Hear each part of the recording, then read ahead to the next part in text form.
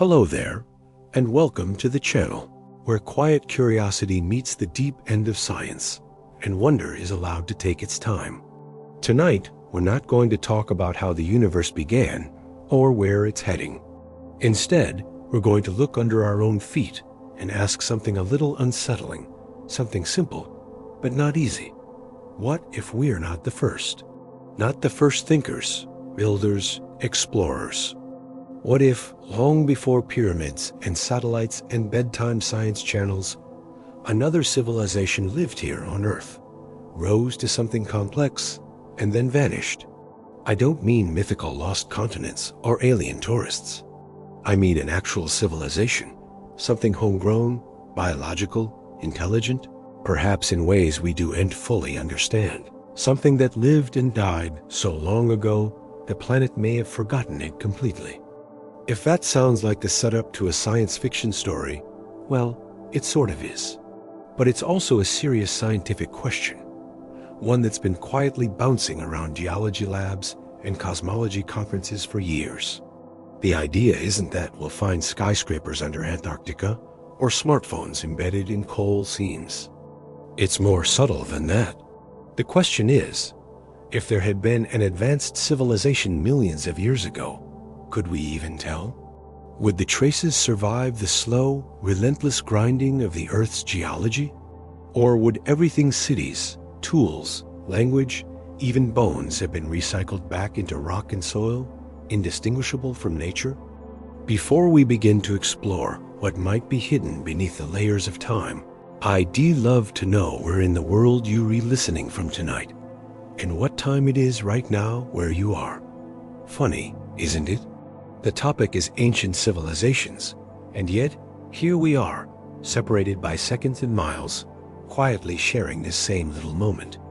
No matter where or when you are, I'm glad you're here. If this kind of slow burn question is your kind of question, I'd be thankful if you tapped like or subscribed. It helps this sleepy little signal reach other curious minds. No pressure, of course, just an invitation, like the faint trail of footprints that might, if we look closely, lead somewhere unexpected. So settle in, maybe lie back if you can, and let your thoughts slow down to the pace of plate tectonics. We're going to take a long look backward, not through human history, but through the crust and silence and heat of deep time itself. Because before we can ask whether someone came before us, we have to understand just how much time we're dealing with and how good this planet is at wiping the slate clean. When we talk about ancient history, we usually mean a few thousand years. The pharaohs of Egypt, the builders of Stonehenge, the earliest known scripts etched into clay tablets. Even when we reach back to the dawn of human civilization, we're still only going back about 10 or 12,000 years. That's a blink in geological time. It's closer to now than to almost anything else that's ever happened on this planet. And yet, to us, it already feels like the deep past, already enough to fill libraries with mystery, debate, and speculation. But the Earth is old, staggeringly old. Not just millions of years old, billions, about 4.5 billion years, give or take a few hundred million. For the vast majority of that time, there were no humans. There weren't even mammals for most of it. And for much of it, there was no life on land at all.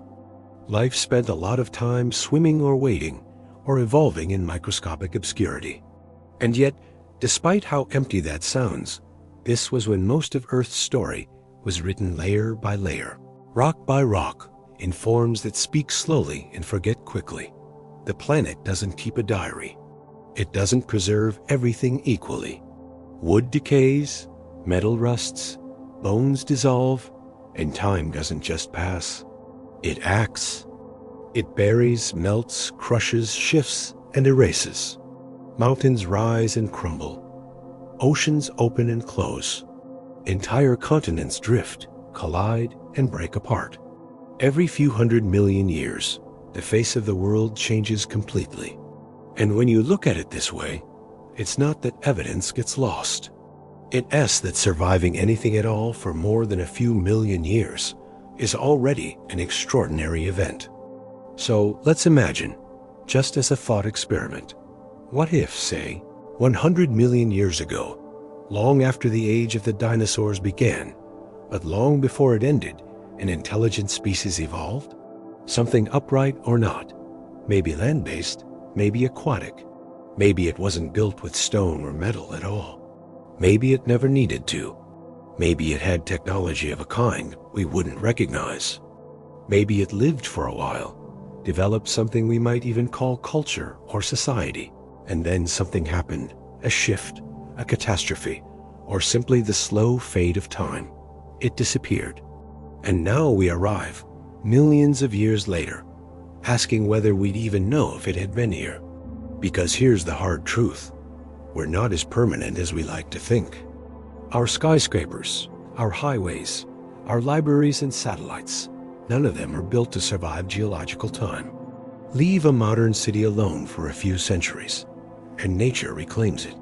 A few thousand years, and it's already hard to see what was once there. But a few million years erosion, tectonics, subduction by then, the surface has changed. What was land might now be seafloor. What was a mountain might be rubble. And most of our traces, gone. This isn't science fiction. It's based on what we know from geology and archaeology. Traces of even recent prehistoric human activity are incredibly rare, not because humans didn't do anything, but because Earth is an efficient recycler. Consider the fossil record. It's spotty at best, not because life wasn't abundant, but because the conditions for fossilization are very specific. Most organisms that die are never fossilized. They decompose. They get eaten. They dissolve. To become a fossil, you need a rapid burial, mineral replacement, and protection from erosion. And then you need to get lucky enough for that rock to survive, get exposed, and be found. Multiply that challenge by tens of millions of years, and you start to see the scale of the problem. And it's not just bones. Buildings, artifacts, tools, even those made of metal, don't last forever. Most metals corrode. Most plastics break down, especially in sunlight or underground. Even concrete, if left unprotected, eventually crumbles. So, if a civilization had existed in the distant past, especially one that didn't leave behind vast quantities of stone structures, we might never know. You might be wondering, has anyone ever seriously considered this? And the answer is yes. In 2018, two scientists, Gavin Schmidt and Adam Frank, published a paper exploring this very idea. They weren't proposing that such a civilization actually existed, but they were asking how you'd even detect it if it had. They called it the Silurian hypothesis, named somewhat cheekily after a fictional race of intelligent reptiles from a British sci-fi show. Their real question was more methodological. What kinds of traces would industrial civilization leave in the geologic record after millions of years? And could such traces already be there, misinterpreted as something else? They focused on markers, chemical signatures, anomalies, things like carbon isotope ratios, unusual concentrations of rare elements, synthetic molecules that don't occur naturally. In other words, they were thinking like detectives who can't find a body, a weapon, or a witness, but are hoping the wallpaper might still tell a story. And in doing so, they raised an uncomfortable possibility. Maybe the absence of evidence isn't evidence of absence. Maybe it's just how things look when a planet resets the surface every few 100 million years. Because civilizations don't just vanish cleanly. They leave waste energy use, agriculture, mining, and manufacturing. All of these leave fingerprints. But fingerprints fade. And if a previous civilization had gone through its own industrial age, or something equivalent, would we still see the effects in climate records, sediment cores, or the composition of ancient rocks? Maybe, maybe not. Even now, our own impact on the planet is being written into the geological record. This is sometimes called the Anthropocene, the proposed name for a new geological epoch marked by human influence. Plastic in the oceans, concrete in the soil, nitrogen in the atmosphere, radioactive isotopes from nuclear tests. If future scientists, whoever or whatever they are, dig into our present, they might find these markers. The question is, how long would those last? And how visible would they be if millions of years passed before anyone looked? This isn't just idle speculation. Thinking this way helps scientists test the limits of their methods. It's about understanding not just what we find, but what we're likely to miss. A geological record is full of gaps. Some periods are well preserved. Others are almost entirely erased. Erosion can remove layers of sediment that took millions of years to build. Tectonic activity can fold, fault, and bury entire regions. And then there's the ocean, which covers more than 70% of the planet's surface and hides countless secrets beneath miles of water and sediment. Most of the Earth's surface is geologically young. That is, it's been resurfaced or altered within the last few 100 million years. Even the ocean floor gets recycled through a process called subduction. Old seafloor is pushed under continental plates and melted back into the mantle. That means if an ancient civilization had built anything near the coast or on an island or worse, in a now submerged region, those traces might be long gone. And yet, we're here now building, recording, observing. We wonder whether we're alone in the universe, but rarely ask if we've ever truly been alone on this planet. Maybe the past was quieter than we think, or maybe we've just lost the ability to hear it. We'll pick that up shortly, as we look more closely at what could survive, what couldn't, and whether we've already stumbled across traces without realizing it. There's more to this story, more layers, both literal and scientific, and we'll keep moving gently through them, one at a time. All right, let's slow down and ask something basic. Before we go looking for lost civilizations, we should probably decide what we're even looking for. What exactly is a civilization? And what would make one count, scientifically speaking? In everyday conversation, we tend to think of civilization as a kind of upgraded version of society. Cities, writing, governments, maybe a skyline. But that's a very narrow, very modern view. Even in human history, civilizations have looked wildly different. Some built vast cities with monuments and roads. Others left almost nothing behind but language and land use. And yet, we'd still call them civilizations. In archaeology and anthropology, the definition gets a bit more careful. Civilizations are usually identified by a set of traits: urban centers, specialized labor, centralized authority or governance, surplus agriculture, organized religion, social stratification, the development of writing or symbolic communication, long-distance trade. Those are the big ones. But not all civilizations tick all the boxes, and some do it in ways we might not expect. So, when we talk about the possibility of a forgotten or deeply ancient civilization, we need to broaden our thinking. We're not necessarily looking for giant pyramids or computer chips.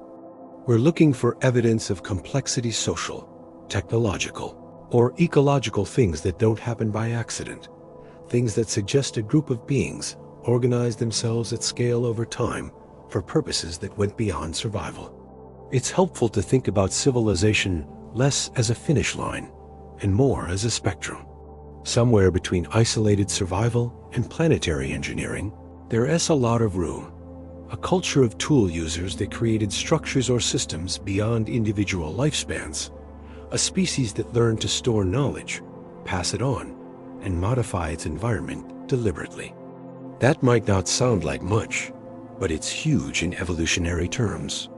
And if it happened more than once on this planet or anywhere else, it's worth taking seriously. Let's look at an example closer to home. Take the ancient city of Çatalhöyük in modern-day Turkey. It's about 9,000 years old. No streets, no monuments, no written language, just densely packed homes built side by side with no doors. People entered through the roofs. Yet, it's considered one of the earliest known urban settlements. Because what matters isn't the skyline. It's the pattern-coordinated building, long-term settlement, shared rituals, food production, burial customs. Even without grand architecture, it's a sign of collective behavior over generations. Go back further, and the clues get even more subtle.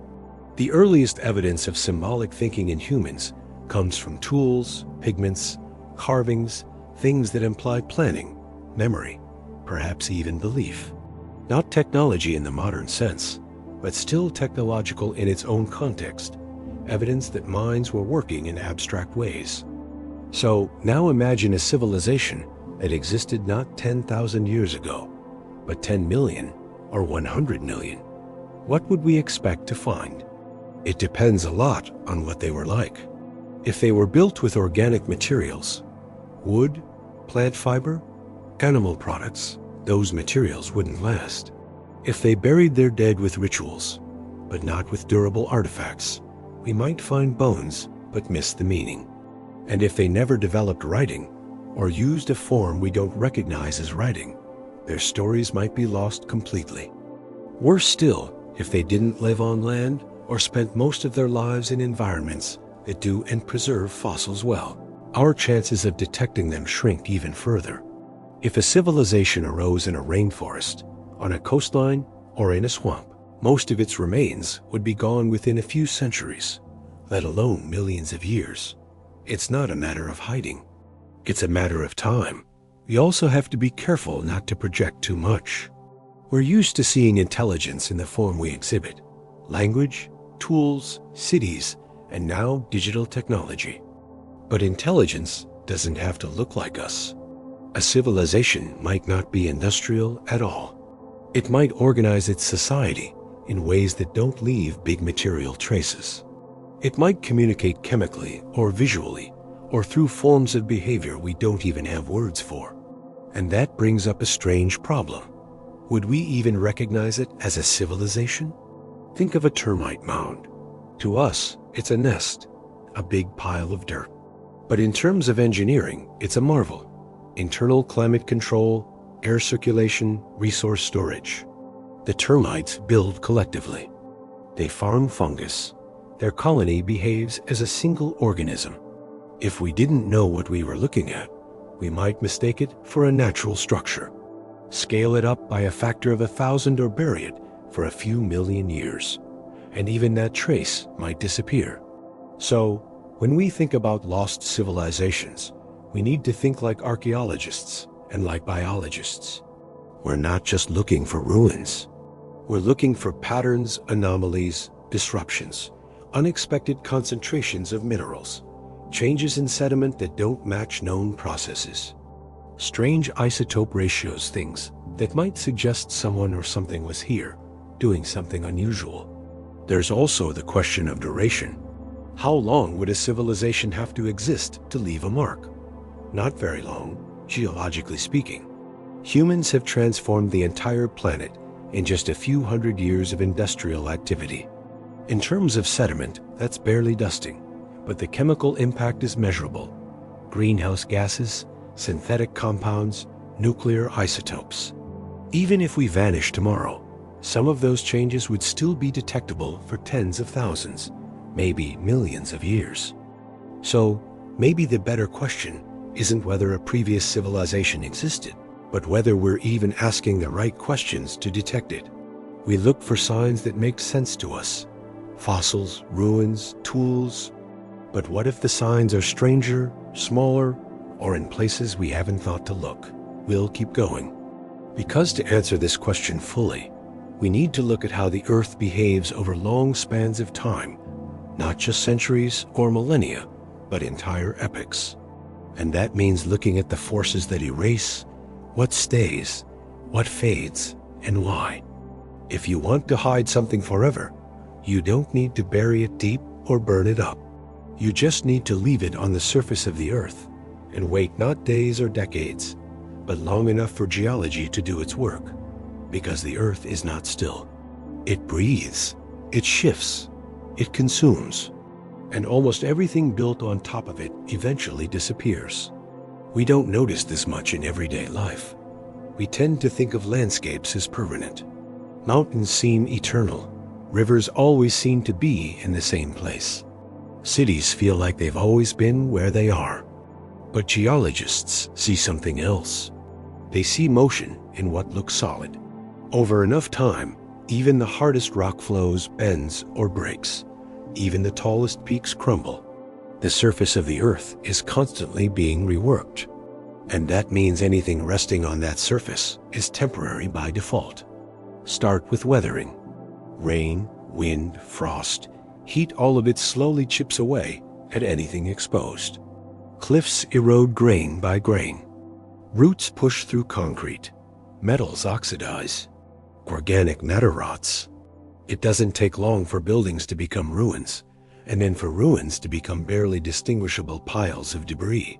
And if those remains aren't preserved under special conditions, rapid burial, arid climate, deep freeze, they're as good as gone in geological terms. Then there's sedimentation. Soil, sand, dust, ash, all of it builds up over time, layer by layer, burying whatever's underneath. Sometimes this helps preserve artifacts or fossils, but it can also crush and distort them. Layers compress into rock. Organic materials get broken down or replaced by minerals. And after a few million years, that buried city or skeleton might be a vague imprint in a chunk of limestone, if it's there at all. Tectonic activity is another key player. The Earth's outer shell isn't one solid surface. It's a patchwork of plates that float on a slow-moving sea of molten rock. These plates collide, pull apart, and slide past each other. When they do, they create earthquakes, raise mountains, open new seafloors, and drag old ones back into the mantle. This last process, subduction, is especially important. It means that entire sections of the ocean floor are gradually pulled under continents and recycled. Whatever was on them, sediment, fossils, cities, melts and becomes part of the Earth's interior. Not buried, erased. The average age of the ocean floor is only about 200 million years, which sounds old until you remember the Earth is over 4.5 billion years old. That means most of the planet's seafloor has been replaced many times over. If an ancient civilization had lived near the coasts or on islands or worse, in a now submerged region, there is a real chance their traces would now be at the bottom of a tectonic plate, turning slowly into magma. Continental surfaces last longer, but even they don't keep a perfect record. Erosion wears them down. Glaciers scrape them clean. Volcanic eruptions coat them in ash and lava. Forests come and go. Deserts migrate. Rivers change course. Even massive impact craters can fade over time. What looks permanent from our human perspective is often just the current state of something in motion. The Grand Canyon is often held up as a great geological archive, layers of sedimentary rock stacked like the pages of a book. But that book is missing chapters. There are gaps where layers were never deposited or were removed later by erosion. These gaps are called unconformities, and they're a reminder that the geological record isn't complete. It's a patchwork stitched together from what happened to survive, and survival is rare. The fossil record, which we use to understand ancient life, is incredibly incomplete. Most organisms don't fossilize. Even those that do are only found when erosion or excavation exposes them. It's not that fossils are common, and we just haven't looked everywhere. It's that fossils are incredibly rare, and most are gone for good. If that's true for bones, literal pieces of living organisms, it's even more true for cultural artifacts, tools, buildings, inscriptions, technology. Even with humans, whose artifacts are only tens of thousands of years old, we often find fragments. A flint knife, a piece of pottery, a post hole in ancient soil. Archaeologists reconstruct entire societies from scraps because that's usually all that remains. So, when we ask whether another civilization could have existed millions of years ago, the burden of proof is enormous. It's not just that we haven't found their ruins. It's that the odds of anything surviving that long are already vanishingly small. And even if something did survive, it would have to be in a place that hasn't been subducted, eroded, buried too deeply, or completely changed. Consider how we look for impact craters. Large asteroid impacts leave scarce craters hundreds of kilometers across. But some of these craters are hard to see because over time, they're eroded, buried, or deformed. Some we only detect through gravity anomalies or subtle changes in rock composition. Now, imagine trying to find something smaller than a crater, a city, a factory, a carved monument. Unless it was preserved in a perfect geological niche, it would be extremely difficult to detect. And preservation alone isn't enough. Someone has to be looking in the right place, at the right time, with the right tools and the right questions. Most paleontological digs aren't looking for signs of intelligence. They're looking for species, bones, ecosystems. They examine sediment layers for traces of life and extinction events, not for signs of roads or buildings. And if an object doesn't look artificial, if it isn't shaped like a tool or clearly manufactured, it might not be recognized for what it is. Even when we do find something unusual, the first assumption isn't civilization. It's a natural process. And that's a reasonable bias. Nature is capable of producing very complex structured patterns. Crystals, geodes, erosion features, mineral veins. Without context, it's hard to tell what's natural and what's artificial. A perfect sphere might be a decorative object, or it might be a concretion. Without surrounding evidence, it's just a curiosity. This is part of why the Silurian hypothesis focuses on indirect evidence. Rather than looking for buildings or tools, it asks whether an earlier civilization might have altered the Earth's chemistry or climate in a detectable way. In other words, not what they built, but what impact they had. Even that's hard to trace because natural events can produce similar changes. A volcanic eruption, a methane release, a mass extinction. All of these leave chemical fingerprints that can look similar to industrial activity. So, the challenge isn't just finding evidence, it's interpreting it. And that requires humility, not because the idea is likely, but because ruling it out completely requires more certainty than the planet tends to allow. We think of history as a straight line with a clear beginning and clear end. But the geological record doesn't care about lines. It cares about pressure, heat, erosion, and deposition. It rewrites itself constantly. And that means most of what happened on Earth, most of what was ever built, spoken, thought, or dreamed, is gone. Not hidden, just undone. We're not done, though. If the Earth is good at erasing, then we need to understand what resists that eraser, what can last, not just for centuries, but for millions of years. So next, we'll look at the kinds of evidence that might endure and how we could recognize them. Not fossils, not buildings, but something subtler, something more chemical than architectural, more stubborn than stone. When people hear the word fossil, they often picture a perfectly preserved dinosaur skeleton laid out in a museum. Bones arranged just so, like the creature laid down and simply became stone. But real fossils rarely look like that. They're fragmented, partial, compressed. They take luck, very specific environmental conditions, and time. Even under the best circumstances, fossilization is an exception, not the rule. And the story it tells is often incomplete, selective, and quiet on many important details. The fossil record is one of the best tools we have for understanding ancient life, but it doesn't give us a full picture. It's like trying to reconstruct an entire movie from just a few still frames, some torn film, and a few scattered subtitles. For every species we've identified in the fossil record, there are likely dozens or hundreds that have left no trace at all. Some never fossilized. Some did, but the remains were destroyed. Others still lie buried in places we haven't explored. So, when we talk about ancient civilizations, especially hypothetical ones, it's important to keep in mind that we're already working with a record full of blind spots. Fossilization depends on a combination of factors: how and where an organism dies, what kind of sediment it's buried in, how fast that sediment accumulates, whether scavengers get to the body, whether the site is geologically stable, and whether erosion or tectonic activity later exposes the fossil without destroying it. That's a lot of conditions.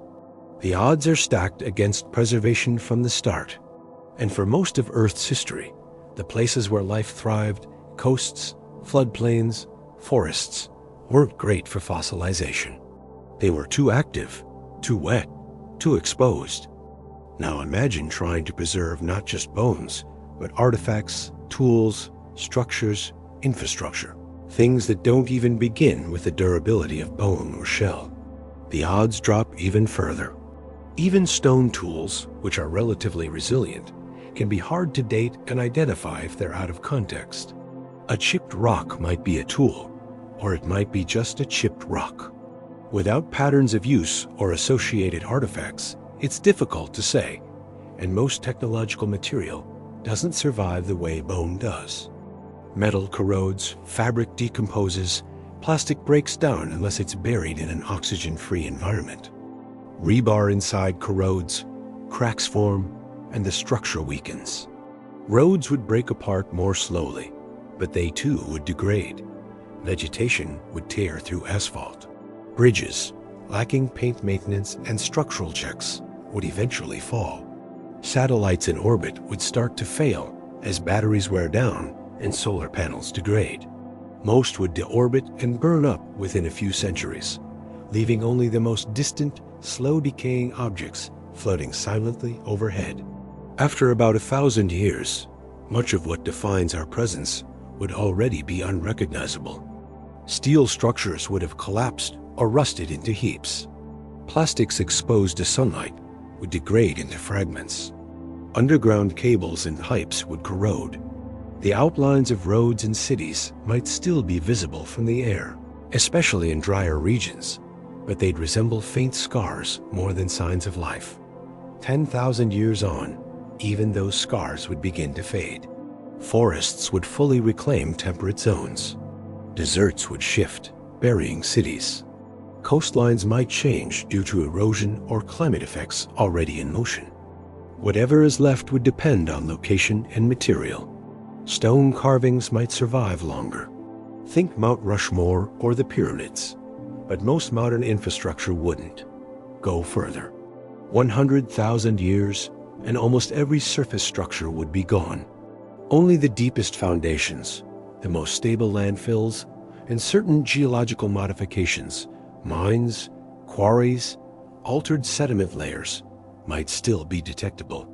But even these would be weathered, filled in, or buried, and any meaning they once carried would be long forgotten unless decipherable patterns or chemical residues remained. So then ask, after 1,000,000 years, what would survive? The answer is, not much. Maybe a few artifacts in stable, dry environments, sealed caves, deep underground storage, or polar ice. Maybe some synthetic molecules that resist degradation. Maybe layers in lake beds or ocean sediment that show spikes in carbon, nitrogen, plastic residues, or rare earth metals. These would be the real fossils of civilization. Not buildings, but chemical echoes. If we disappear tomorrow, the planet would begin erasing us almost immediately. Not maliciously, just mechanically. Erosion, biological decay, plate tectonics, all the usual processes of geology would continue, just without interruption. And in time, the idea that we had ever been here would become harder and harder to prove. This isn't just philosophical. It's central to the question of lost civilizations. Because if ours could be wiped away so thoroughly with all our global reach and technological intensity, then how could we expect the traces of any earlier civilization to have fared better? It also gives us a benchmark. If something about us can last, if anything at all leaves a durable global signature, then perhaps that's what we should be looking for when we ask whether we were the first. Not monuments, not artifacts, but residue, transformation, chemistry. And there's another layer. Some of our most persistent markers aren't things we built, but things we changed. The carbon we've released into the air, the nitrogen we've added to the soil, the isotopes from nuclear testing, the extinction of species, and redistribution of biomass. These aren't structures. They're planetary modifications, and they're harder to undo. So now imagine you a scientist millions of years in the future, digging through a core sample of ancient sediment. You see a thin, strange layer, higher levels of carbon, a drop in biodiversity, traces of synthetic compounds, maybe even isotopes that shouldn't be there. You might ask, what happened here? Was it natural, or was there something else? That's where this thought experiment takes us. By imagining our own disappearance, we get a clearer sense of what kinds of evidence actually endure, what would rise to the level of a geological signal, and what, unfortunately, would simply disappear. Next, we'll follow that signal, what it looks like, where it goes, and how it might be mistaken for something else. Because even if we leave a mark, the challenge is recognizing it for what it is. Geologists don't speak in years the way the rest of us do. They speak in layers, in thicknesses of sediment, in isotopes and core samples. Deep time doesn't count seconds or seasons. It works in intervals, events, patterns that stretch beyond the scale of memory, history, or even biology. And if we want to ask whether another civilization might have existed in the ancient past, we have to learn to think in that language. Because deep time doesn't describe what happened last week. It tells you what's written in the rock. Most of what we know about Earth's past comes not from fossils, but from the chemistry and structure of sediments. That includes ocean cores, lake beds, glacial ice, and the bands of rock exposed in cliffs and quarries. These layers form gradually, depending on the environment, thus settling in lakes. Shells accumulating on the ocean floor, ash falling from volcanic eruptions. The result is a kind of archive, with each layer offering clues about what the planet was like at the time it was deposited. This is the language of deep time. And while it doesn't speak in full sentences, it has a vocabulary. Carbon levels, oxygen isotopes, sulfur ratios, pollen grains, trace metals, magnetic orientation. It tells us about climate, about atmospheric composition, about what kinds of plants were growing and which species were abundant. It can even tell us about catastrophic events, asteroid impacts, supervolcanoes, mass extinctions, and in rare cases, it hints at something weirder. Some of the most detailed records come from places that change slowly and preserve well. Ocean floors, undisturbed lake beds, and the deep layers of polar ice. Scientists drill long cylindrical samples, called cores, and examine the layers centimeter by centimeter. They look for chemical shifts, variations in particle size, fossil content, mineral presence. Sometimes a shift in color is enough to signal a change in the world. These signals aren't always obvious. Many are subtle. A slight increase in a particular isotope, an unusually high concentration of a rare element, a ratio of carbon-13 to carbon-12 that doesn't match the expected baseline. Taken alone, any of these might be natural. Taken together, especially in a narrow slice of sediment, they suggest something happened, something sudden or unusual enough to alter the long, steady rhythm of the planet. The Anthropocene, for example, the proposed geological epoch marking human influence, is already leaving a fingerprint. Future geologists, if they look, will likely see a spike in carbon dioxide levels, a drop in biodiversity, traces of synthetic chemicals, and fallout from nuclear testing. This thin line in the Earth's crust will stand out against the background rhythm of prior ages. It's not a full story, but it's a disturbance, a marker. And that's exactly the kind of thing scientists today are trained to notice. So, if an earlier civilization had changed its environment in similar ways, even without leaving fossils or ruins, we might expect to find comparable signals. But interpreting them is another matter.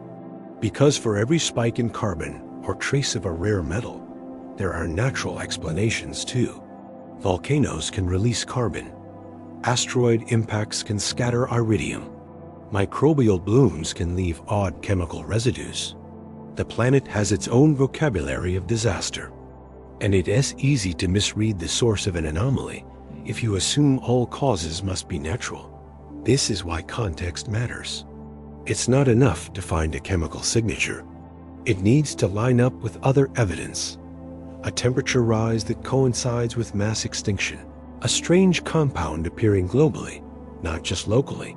A sudden jump in heavy metals alongside fossil fuel indicators. Only by assembling these pieces can we begin to suspect something more than chance or catastrophe. And even then, we're guessing. The deeper into time we look, the fewer tools we have for certainty. Many of the most dramatic geological events occurred hundreds of millions of years ago. Whatever clues they left behind have been stretched, folded, buried, and exposed more than once. Rock is durable, but it's also changeable. Signals get scrambled. Layers disappear. Nothing stays clean. Still, some signals are stubborn. There are isotopes that decay so slowly they act as time markers for millions of years. There are shifts in magnetic orientation that match known cycles in the Earth's magnetic field, giving us a kind of planetary calendar. There are minerals that form only under specific conditions, certain temperatures, pressures, or chemical environments. These are the phrases, the punctuation marks in deep time's language. If a civilization affected the world strongly enough and in just the right way, those effects might show up here. But the tricky part is recognizing them. Even now, scientists occasionally find unexplained anomalies, spikes, or shifts that don't match known events. Most are eventually attributed to natural causes. Some remain unexplained, sitting quietly in the literature, neither dismissed nor pursued, not because they're unimportant, but because without more context, there's not much else to do. Science needs patterns, not just points. And that might be where the traces of an ancient civilization would sit, hidden in plain sight, misfiled as a natural event. If the signature was brief or faint or localized, it might not raise alarms, or it might be attributed to something like a volcanic burst, or a methane release, or a sudden climate fluctuation caused by orbital changes. All of these are known phenomena. All have occurred many times. To say something intelligent that this is a bold claim, one that requires not just unusual data, but a framework to explain why intelligence is the most likely source. Without that, even a correct hypothesis would likely be ignored. That's not a flaw in science. It's part of how science protects itself from wishful thinking. But it does mean that some possibilities, however intriguing, remain unexplored. So the language of deep time is real. It's there in the rock, in the chemistry, in the slow rhythm of sediment and isotope. It tells us what changed, roughly when, and often how, but not always why. That part requires interpretation, inference, sometimes imagination. And it's in that interpretive space that the question of lost civilizations continues to sit, unproven. Rebar inside corrodes, cracks form, and the structure weakens. Roads would break apart more slowly, but they too would degrade. Vegetation would tear through asphalt.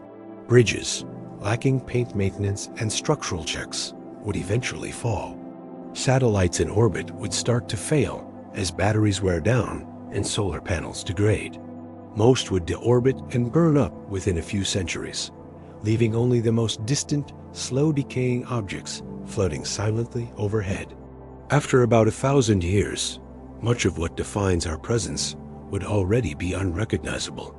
Steel structures would have collapsed or rusted into heaps. Plastics exposed to sunlight would degrade into fragments. Underground cables and pipes would corrode. The outlines of roads and cities might still be visible from the air, especially in drier regions, but they'd resemble faint scars more than signs of life.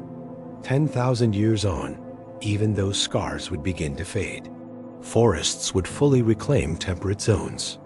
Deserts would shift, burying cities. Coastlines might change due to erosion or climate effects already in motion. Whatever is left would depend on location and material. Stone carvings might survive longer. Think Mount Rushmore or the pyramids. But most modern infrastructure wouldn't. Go further. 100,000 years, and almost every surface structure would be gone. Only the deepest foundations, the most stable landfills, and certain geological modifications, mines, quarries, altered sediment layers, might still be detectable. But even these would be weathered, filled in, or buried. And any meaning they once carried would be long forgotten unless decipherable patterns or chemical residues remained. So then ask, after 1 million years, what would survive?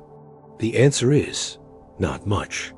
Maybe a few artifacts in stable, dry environments, sealed caves, deep underground storage, or polar ice.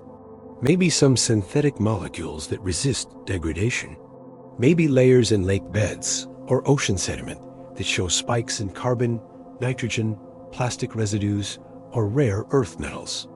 These would be the real fossils of civilization. Not buildings, but chemical echoes. If we disappear tomorrow, the planet would begin erasing us almost immediately. Not maliciously, just mechanically. Erosion, biological decay, plate tectonics, all the usual processes of geology would continue, just without interruption. And in time, the idea that we had ever been here would become harder and harder to prove. This isn't just philosophical. It's central to the question of lost civilizations. Because if ours could be wiped away so thoroughly with all our global reach and technological intensity, then how could we expect the traces of any earlier civilization to have fared better? It also gives us a benchmark. If something about us can last, if anything at all leaves a durable global signature, then perhaps that's what we should be looking for when we ask whether we were the first. Not monuments, not artifacts, but residue, transformation, chemistry. And there's another layer. Some of our most persistent markers aren't things we built, but things we changed. The carbon we've released into the air, the nitrogen we've added to the soil, the isotopes from nuclear testing, the extinction of species, and redistribution of biomass. These aren't structures. They're planetary modifications, and they're harder to undo. So now imagine you a scientist millions of years in the future, digging through a core sample of ancient sediment. You see a thin, strange layer, higher levels of carbon, a drop in biodiversity, traces of synthetic compounds, maybe even isotopes that shouldn't be there. You might ask, what happened here? Was it natural, or was there something else? That's where this thought experiment takes us. By imagining our own disappearance, we get a clearer sense of what kinds of evidence actually endure, what would rise to the level of a geological signal, and what, unfortunately, would simply disappear. Next, we'll follow that signal, what it looks like, where it goes, and how it might be mistaken for something else. Because even if we leave a mark, the challenge is recognizing it for what it is. Geologists don't speak in years the way the rest of us do. They speak in layers, in thicknesses of sediment, in isotopes and core samples. Deep time doesn't count seconds or seasons. It works in intervals, events, patterns that stretch beyond the scale of memory, history, or even biology. And if we want to ask whether another civilization might have existed in the ancient past, we have to learn to think in that language. Because deep time doesn't describe what happened last week. It tells you what's written in the rock. Most of what we know about Earth's past comes not from fossils, but from the chemistry and structure of sediments. That includes ocean cores, lake beds, glacial ice, and the bands of rock exposed in cliffs and quarries. These layers form gradually, depending on the environment, thus settling in lakes. Shells accumulating on the ocean floor, ash falling from volcanic eruptions. The result is a kind of archive, with each layer offering clues about what the planet was like at the time it was deposited. This is the language of deep time. And while it doesn't speak in full sentences, it has a vocabulary. Carbon levels, oxygen isotopes, sulfur ratios, pollen grains, trace metals, magnetic orientation. It tells us about climate, about atmospheric composition, about what kinds of plants were growing and which species were abundant. It can even tell us about catastrophic events, asteroid impacts, supervolcanoes, mass extinctions, and in rare cases, it hints at something weirder. Some of the most detailed records come from places that change slowly and preserve well. Ocean floors, undisturbed lake beds, and the deep layers of polar ice. Scientists drill long cylindrical samples, called cores, and examine the layers centimeter by centimeter. They look for chemical shifts, variations in particle size, fossil content, mineral presence. Sometimes a shift in color is enough to signal a change in the world. These signals aren't always obvious. Many are subtle. A slight increase in a particular isotope, an unusually high concentration of a rare element, a ratio of carbon-13 to carbon-12 that doesn't match the expected baseline. Taken alone, any of these might be natural. Taken together, especially in a narrow slice of sediment, they suggest something happened, something sudden or unusual enough to alter the long, steady rhythm of the planet. The Anthropocene, for example, the proposed geological epoch marking human influence, is already leaving a fingerprint. Future geologists, if they look, will likely see a spike in carbon dioxide levels, a drop in biodiversity, traces of synthetic chemicals, and fallout from nuclear testing. This thin line in the Earth's crust will stand out against the background rhythm of prior ages. It's not a full story, but it's a disturbance, a marker. And that's exactly the kind of thing scientists today are trained to notice. So, if an earlier civilization had changed its environment in similar ways, even without leaving fossils or ruins, we might expect to find comparable signals. But interpreting them is another matter. Because for every spike in carbon or trace of a rare metal, there are natural explanations too. Volcanoes can release carbon. Asteroid impacts can scatter iridium. Microbial blooms can leave odd chemical residues. The planet has its own vocabulary of disaster, and it is easy to misread the source of an anomaly if you assume all causes must be natural. This is why context matters. It's not enough to find a chemical signature. It needs to line up with other evidence. A temperature rise that coincides with mass extinction, a strange compound appearing globally, not just locally, a sudden jump in heavy metals alongside fossil fuel indicators. Only by assembling these pieces can we begin to suspect something more than chance or catastrophe.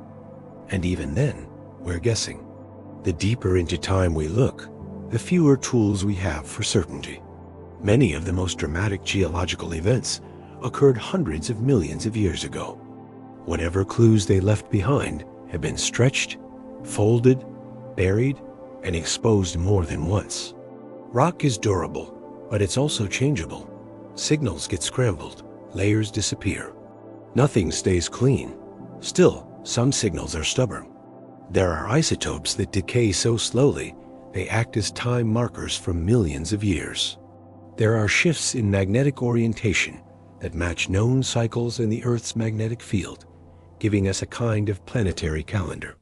There are minerals that form only under specific conditions, certain temperatures, pressures, or chemical environments. These are the phrases, the punctuation marks in deep time's language. If a civilization affected the world strongly enough and in just the right way, those effects might show up here. But the tricky part is recognizing them.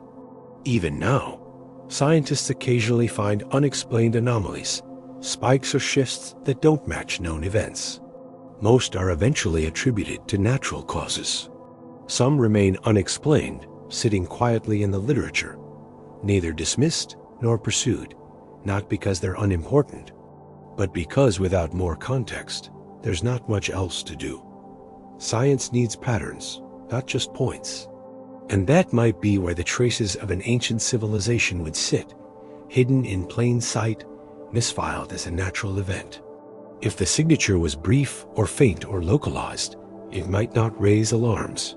Or it might be attributed to something like a volcanic burst, or a methane release, or a sudden climate fluctuation caused by orbital changes. All of these are known phenomena. All have occurred many times. To say something intelligent did this is a bold claim, one that requires not just unusual data, but a framework to explain why intelligence is the most likely source. Without that, even a correct hypothesis would likely be ignored. That's not a flaw in science. It's part of how science protects itself from wishful thinking. But it does mean that some possibilities, however intriguing, remain unexplored. So the language of deep time is real. It's there in the rock, in the chemistry, in the slow rhythm of sediment and isotope. It tells us what changed, roughly when, and often how, but not always why. That part requires interpretation, inference, sometimes imagination. And it's in that interpretive space that the question of lost civilizations continues to sit. Unproven. Unprovable, perhaps, but not impossible. Next, we explore what signs might still exist. Those stubborn pieces of the puzzle that refuse to fade. Not the grand structures or stories, but the leftovers, the scraps, the accidental fossils of intelligence, if any, exist at all. Because if something came before us, the odds are it didn't intend to leave a monument. It simply lived, and in doing so, may have changed the planet in ways it couldn't have known would one day become questions. Some things vanish quickly: paper, cloth, wood. Others hang around a little longer: glass, metal, concrete. And then there are things that outlast civilizations, not because they were meant to, but because they just happen to resist the forces that usually take everything else apart. When we talk about the potential traces of an ancient, unknown civilization, we have to think in those terms. Not what was built, but what lasts. And it turns out the list is short. One of the most persistent markers a civilization can leave isn't architecture or technology. It's chemistry. When we mine metals, synthesize compounds, burn fuels, or alter the composition of the atmosphere, we're changing the planet in ways that can be written into sediments and soils. Those changes are often microscopic, but they're widespread. And when they occur fast or globally, they leave sharp signatures. Future scientists might not know what happened exactly, but they'll know something did. Let's start with synthetic materials. Modern humans produce a staggering variety of substances that don't occur naturally. Plastics, pesticides, industrial chemicals, rare metal alloys. Some of these break down quickly when exposed to sunlight or oxygen. Others are remarkably persistent, especially when buried. Microplastics, for instance, are already turning up in the most remote sediments. Deep ocean floors, polar snow, high-altitude soils. Some studies suggest they could remain intact for tens of thousands, maybe hundreds of thousands of years under the right conditions. But even plastic has its limits. Left near the surface, it degrades. In oxygen-free environments, it might last longer, but it becomes harder to detect. And plastics alone don't prove intelligence. A layer of strange polymers might raise questions, but without context, without evidence of deliberate production, it might just look like an odd natural deposit, especially if everything else has disappeared. Then there's metal. We tend to think of metal as durable, and it is, but only under the right circumstances. Most metals corrode over time. Iron rusts. Copper oxidizes. Even stainless steel, which resists corrosion, doesn't hold up forever. Metal artifacts might last a few thousand years if left untouched in a dry environment. But millions of years? Unlikely, unless they were sealed in a highly stable environment, say. Inside a mountain or deep underground, there's not much chance they'd survive intact. And even then, they'd be hard to distinguish from natural ore unless shaped or patterned in very obvious ways. Radioactive isotopes are a little different. Some are synthetic, created only through nuclear reactions. These include isotopes like plutonium-244, or certain transuranic elements that don't occur naturally in significant quantities. If found in the geological record outside of known nuclear events, they might suggest technological activity, but most have half-lives short enough that they decay to background levels over millions of years. Still, some isotopes, like technetium-99 or iodine-129, persist long enough that traces could remain under the right conditions. Fossil fuel combustion is another possible signal. Burning coal or oil releases carbon dioxide with a distinct isotopic signature. Specifically, a lower ratio of carbon-13 to carbon-12. If this kind of shift appeared suddenly and globally in ancient sediments, it might suggest large-scale combustion. But again, there are natural processes that can cause similar patterns, including volcanic activity and methane releases. We'd need additional clues to support a technological source. Another possibility is unusual concentrations of certain metals like lead, cadmium, or rare earth elements, often used in electronics and manufacturing. Mining and refining these elements leaves waste. If found in high concentrations in ancient soils or sediments, especially in patterns that suggest processing rather than natural distribution, they could be evidence of industry. But these elements move through ecosystems in complex ways.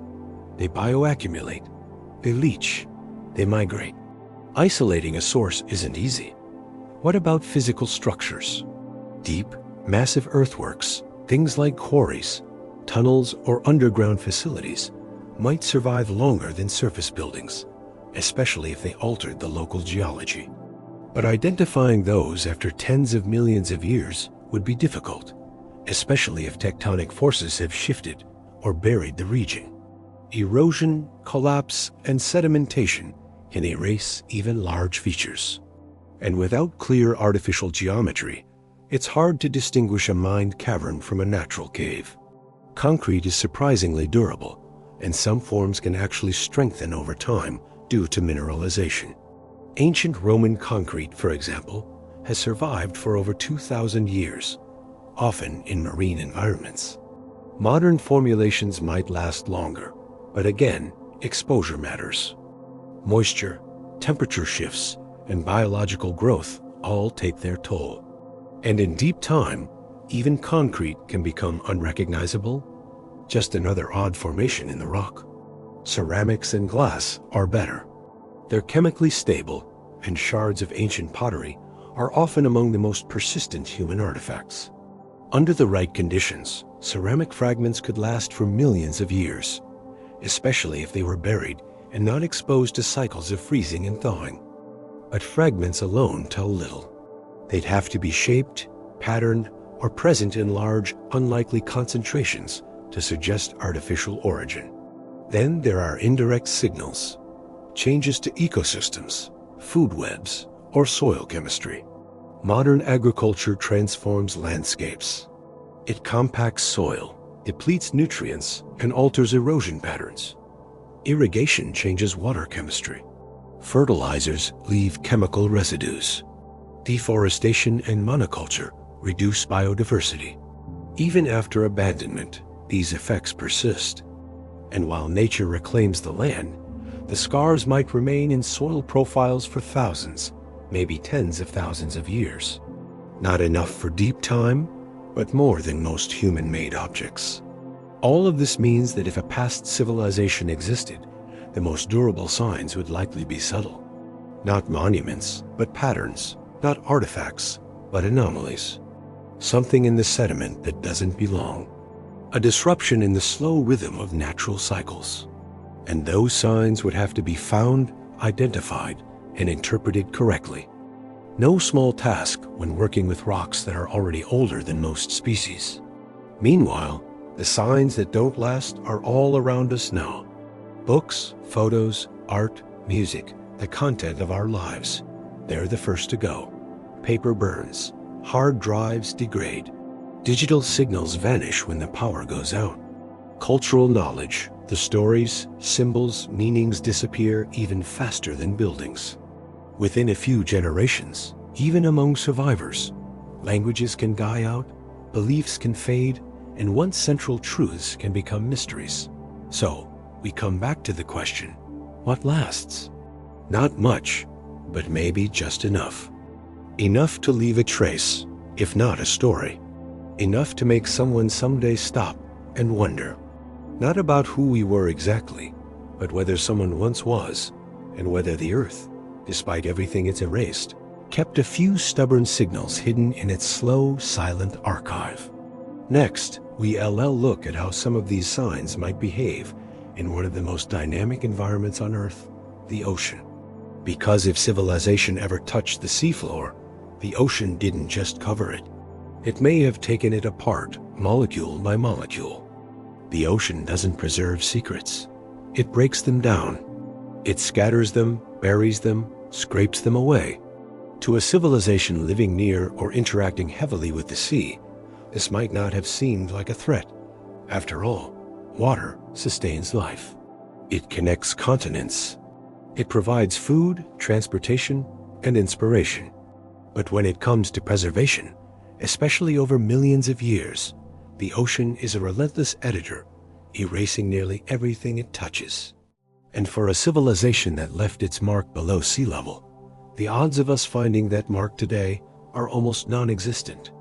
Still, it's worth asking, if a technological civilization had once existed and interacted with the ocean in any meaningful way, what kind of trace would it leave? And would that trace pass the test of deep time? Start with the basics. Today, most major cities are built near coastlines.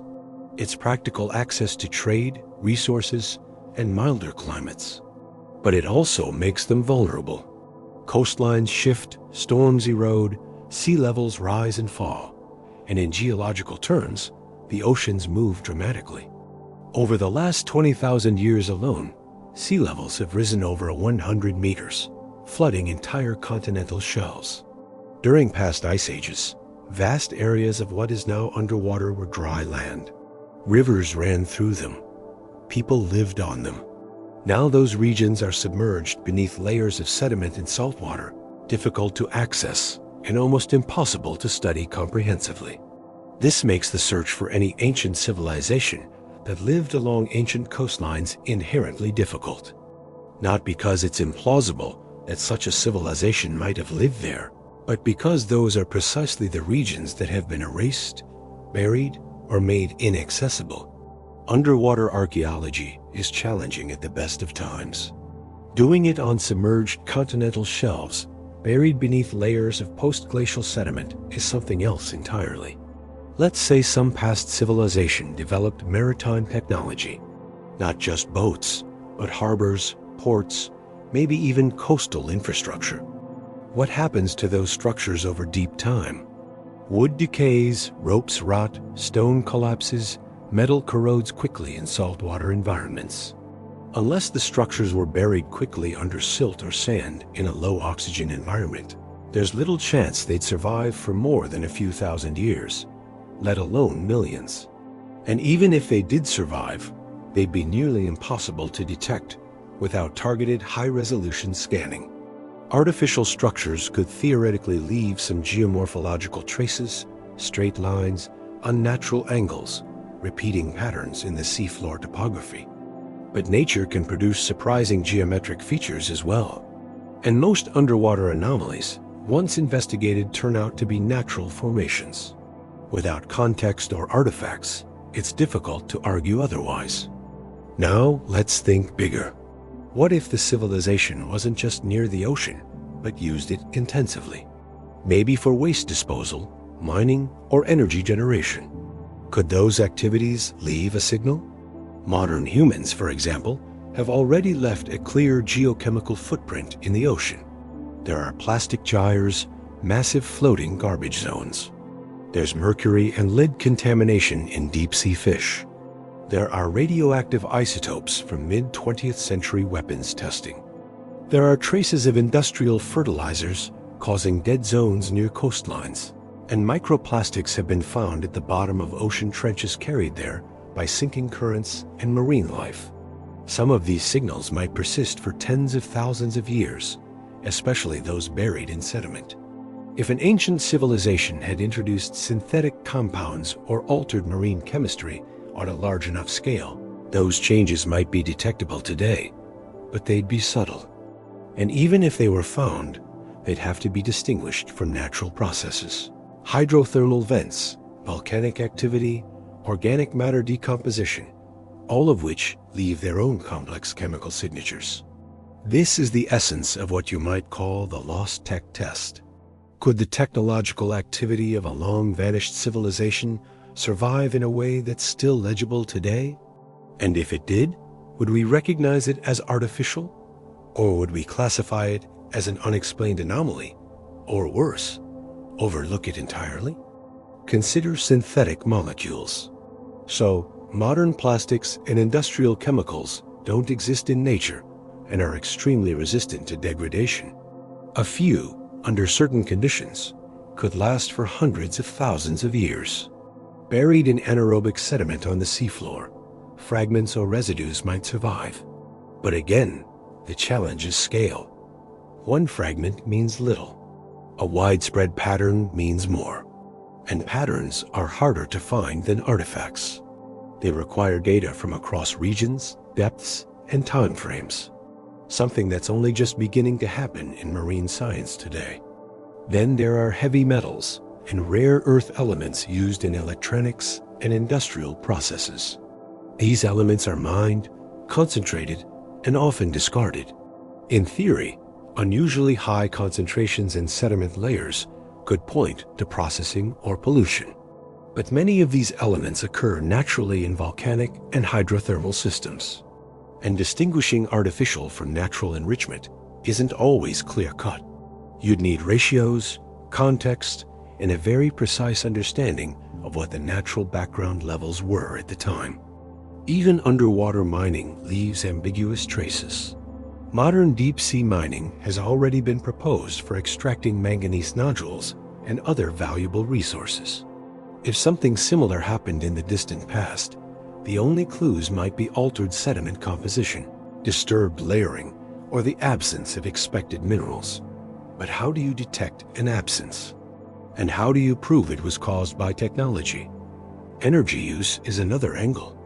Any civilization reaching a certain level of complexity is likely to consume significant energy. That leaves waste, heat, emissions, and byproducts. In humans, this includes carbon dioxide, industrial gases, and thermal pollution. In the ocean, it includes increased water temperatures near industrial zones, altered currents, and chemical runoff. If a past civilization used energy sources that produced durable byproducts, radioactive materials, synthetic chemicals, some of those might be detectable in ancient sediments, but again, only if they were widespread or concentrated enough to stand out. The problem isn't that these traces can't exist. The problem is that even if they do, they don't immediately screen civilization. They look like chemistry, like anomalies, like odd blips in a dataset full of natural variation. And unless they're accompanied by something more obvious, geometry, repetition, tools, or clear signs of construction, they remain unexplained. Just more noise in the long, slow signal of the planet. So the lost tech test is a real challenge. It's not about whether technology existed. It's about whether the right combination of materials, processes, and environments could allow even a sliver of that technology to be found after tens or hundreds of millions of years. And whether anyone would know what they were looking at if they did. Next, we'll turn to the surface again, not to look for what's gone, but to listen for what remains. Because while the ocean wipes things clean, some places hold on to stories for much longer. And sometimes those stories show up in the most unexpected forms, not in metal or stone, but in memory, in tales passed down, and in echoes too strange to ignore. When people talk about cities lost to the sea, the first names that come up are usually Atlantis or Lemuria. Myths passed down, half remembered, often repurposed by fiction and fantasy. But the real ocean has been swallowing real cities for a very long time, and not one of them left behind anything close to a monument under the waves. The sea doesn't preserve, it dismantles. It works slowly, but it doesn't stop. And when a city falls into it, what remains after a few thousand years, let alone a few million, isn't stone columns or mosaic floors. It's silent. Coastal regions have always drawn civilizations, fertile land, easy access to trade, predictable weather patterns. These are the conditions under which complexity tends to form. And yet, by building on the coast, you're also building on a fault line between stability and motion. Coastlines aren't fixed. They migrate with tides, storms, earthquakes, and the long, slow breathing of glacial cycles. Sea levels rise and fall. Land lifts and sinks. What is now dry land might have been seabed 50,000 years ago. And what is seabed today might have been a settlement before the ocean came for it. Take Dwarka, a site off the coast of India, often cited as one of the oldest underwater urban ruins ever found. Some structures there appear to be man-made, but the exact nature of the site remains debated. Erosion, biological growth, and sedimentation have altered the materials. Other examples include Pavlopetri off the coast of Greece, or parts of the Doggerland region in the North Sea, once inhabited, now submerged.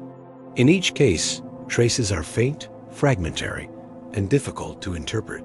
They're found not because they're well preserved, but because they're close, shallow, and recent. Go further back in time, and the ocean doesn't just bury, it erases. The seafloor is constantly being reshaped. Currents redistribute sediment. Marine organisms colonize and transform surfaces. Corrosion eats away at exposed metal and concrete. And most importantly, new layers are always being added.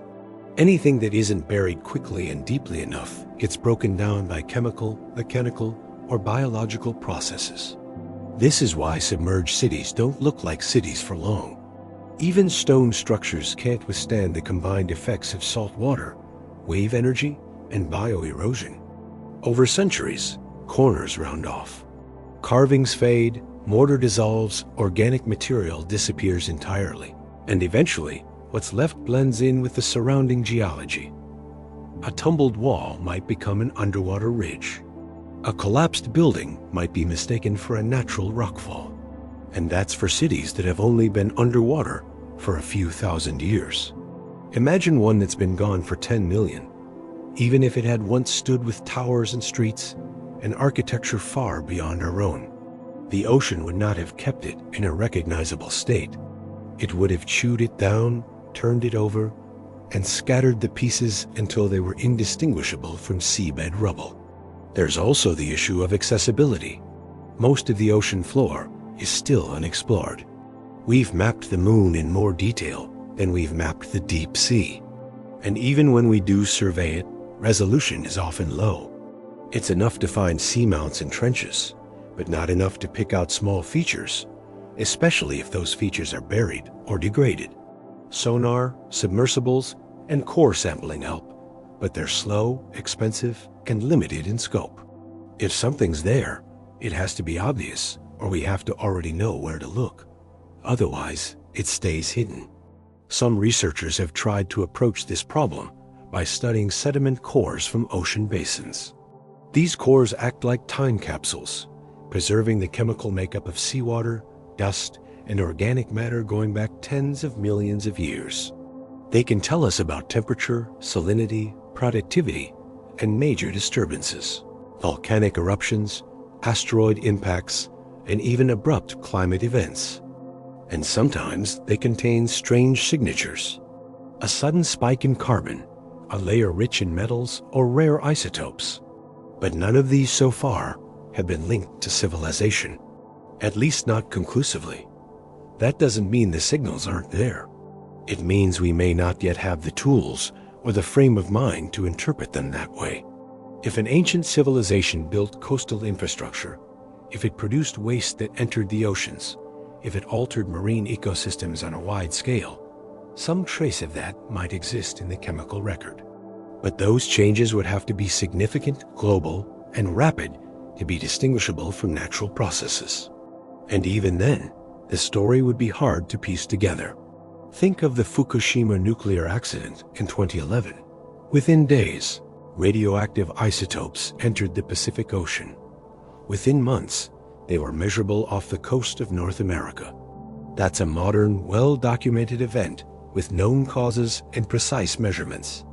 Now, imagine trying to detect something similar 50 million years after the fact with no records, no context, and most of the original material long decayed or diluted. Even if the isotopes persisted in some form, distinguishing their origin would be guesswork at best. The ocean is not just a storage space, it's a processor. It cycles water, nutrients, and sediment through physical and biological systems. It chews up evidence and incorporates it into the broader churn of the planet. Cities don't sink and sit there untouched like Atlantean ruins.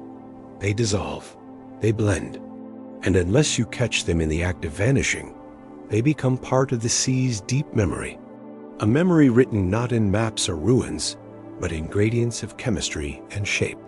So if a city falls into the sea and no one remembers it, was it ever really there from a geological standpoint?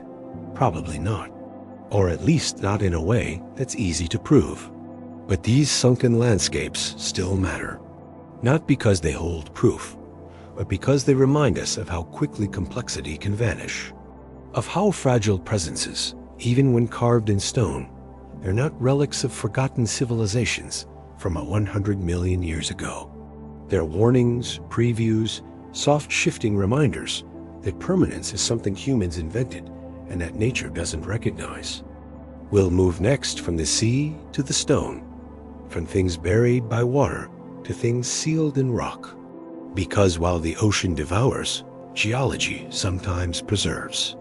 And once in a while, the planet itself seems to hold on to something it shouldn't. Not a building or a script, but a mystery, a thing that doesn't belong. And the closer we look, the more it seems to whisper that history might not be finished telling us what it knows. When scientists study rock layers, they're usually looking for patterns, clear sequences that help explain what the Earth was doing at a particular time. Was the climate hot or cold? Were there volcanoes, oceans? What kind of life existed? Each layer is like a data point, a page in a planetary logbook written in minerals and dust. But now and then they find something that doesn't quite fit, something out of place or out of time. These are called anomalies. And while most eventually get explanations, some still sit in the margins, waiting for new tools or new ideas to make sense of them. Not all anomalies are mysterious. Geology is full of unusual but natural formations, mineral inclusions, fossil oddities, complex layering caused by environmental shifts. But every so often, something turns up that resists easy classification. A fragment that looks manufactured. A composition that doesn't match the surrounding matrix. An object embedded in stone that seems too regular, too shaped, too deliberate. Take the case of the famous artifact in coal stories, mostly from the 19th and early 20th centuries. Miners occasionally reported finding metal objects inside lumps of coal. Sometimes it was a chain, other times a bell or a piece of carved stone. These claims were often poorly documented with few surviving samples and no clear provenance. Skeptics rightly pointed out that mining is messy. Coal seams can break, collapse, mix with modern debris, and confirmation bias was probably a factor. People saw what they expected or wanted to see, but the stories remain not because they prove anything, but because they highlight the kinds of signals people think to look for. Then there are the metallic spheres found in South African mines, often cited by fringe theorists as evidence of ancient technology. These small, grooved objects were embedded in Precambrian rock more than 2 billion years old. But studies showed they were likely natural concretions formed by mineral accumulation under high pressure. The grooves may have come from natural deformation. Interesting, yes. Manufactured, no. Anomalies like these often sit on the edge of scientific attention. Some are never investigated thoroughly because they lack context. Others are dismissed because the burden of proof for an extraordinary claim is rightly very high. And most can be explained with a little time, better sampling, or new data. But a few remain unexplained, not proven artificial, just unresolved. And that's the key point. The scientific process is cautious. It doesn't leap to conclusions. It favors known mechanisms over unknown ones. And it demands repeatable evidence, not one-off curiosities. So even if something strange is found in ancient rock, the first questions are always the same. Could this have happened naturally? Is there contamination? Was the layer disturbed? Has the sample been verified by multiple methods? Unless the answer to all those is clear, the anomaly stays in limbo. Still, not all anomalies are physical objects. Some are chemical. Take, for instance, the isotope excursions, abrupt planet-wide shifts in the ratios of certain elements like carbon or oxygen. These are visible in rock layers as sharp changes in geochemistry. Most of known causes, massive volcanic eruptions, methane releases, or asteroid impacts.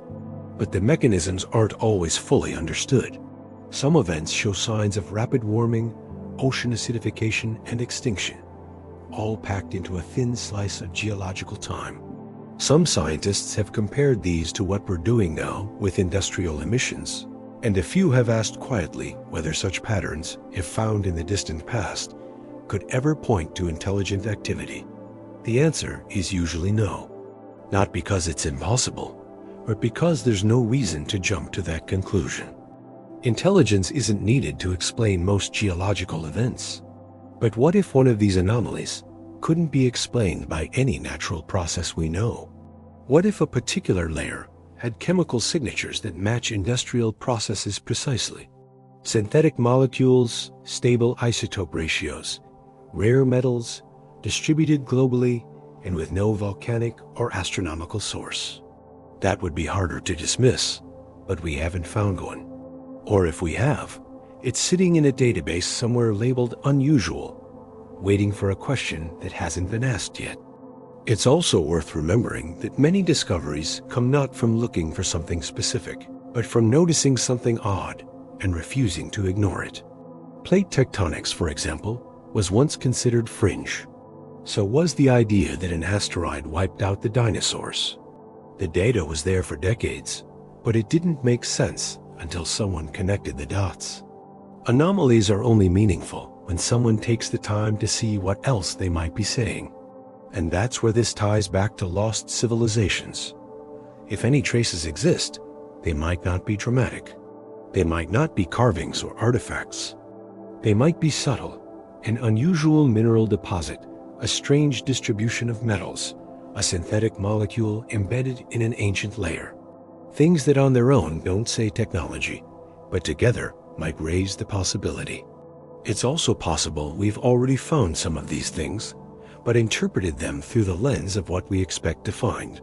A pattern in geology that looks like a result of natural weathering, a layered structure dismissed as a sedimentary oddity, a geochemical spike explained by a massive bloom or a methane burst.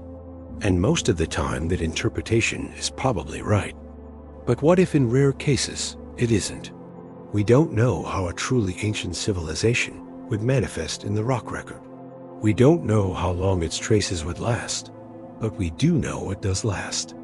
And it's in those lasting things, the anomalies, the residues, the unexplained patterns that any signal, however faint, would have to live.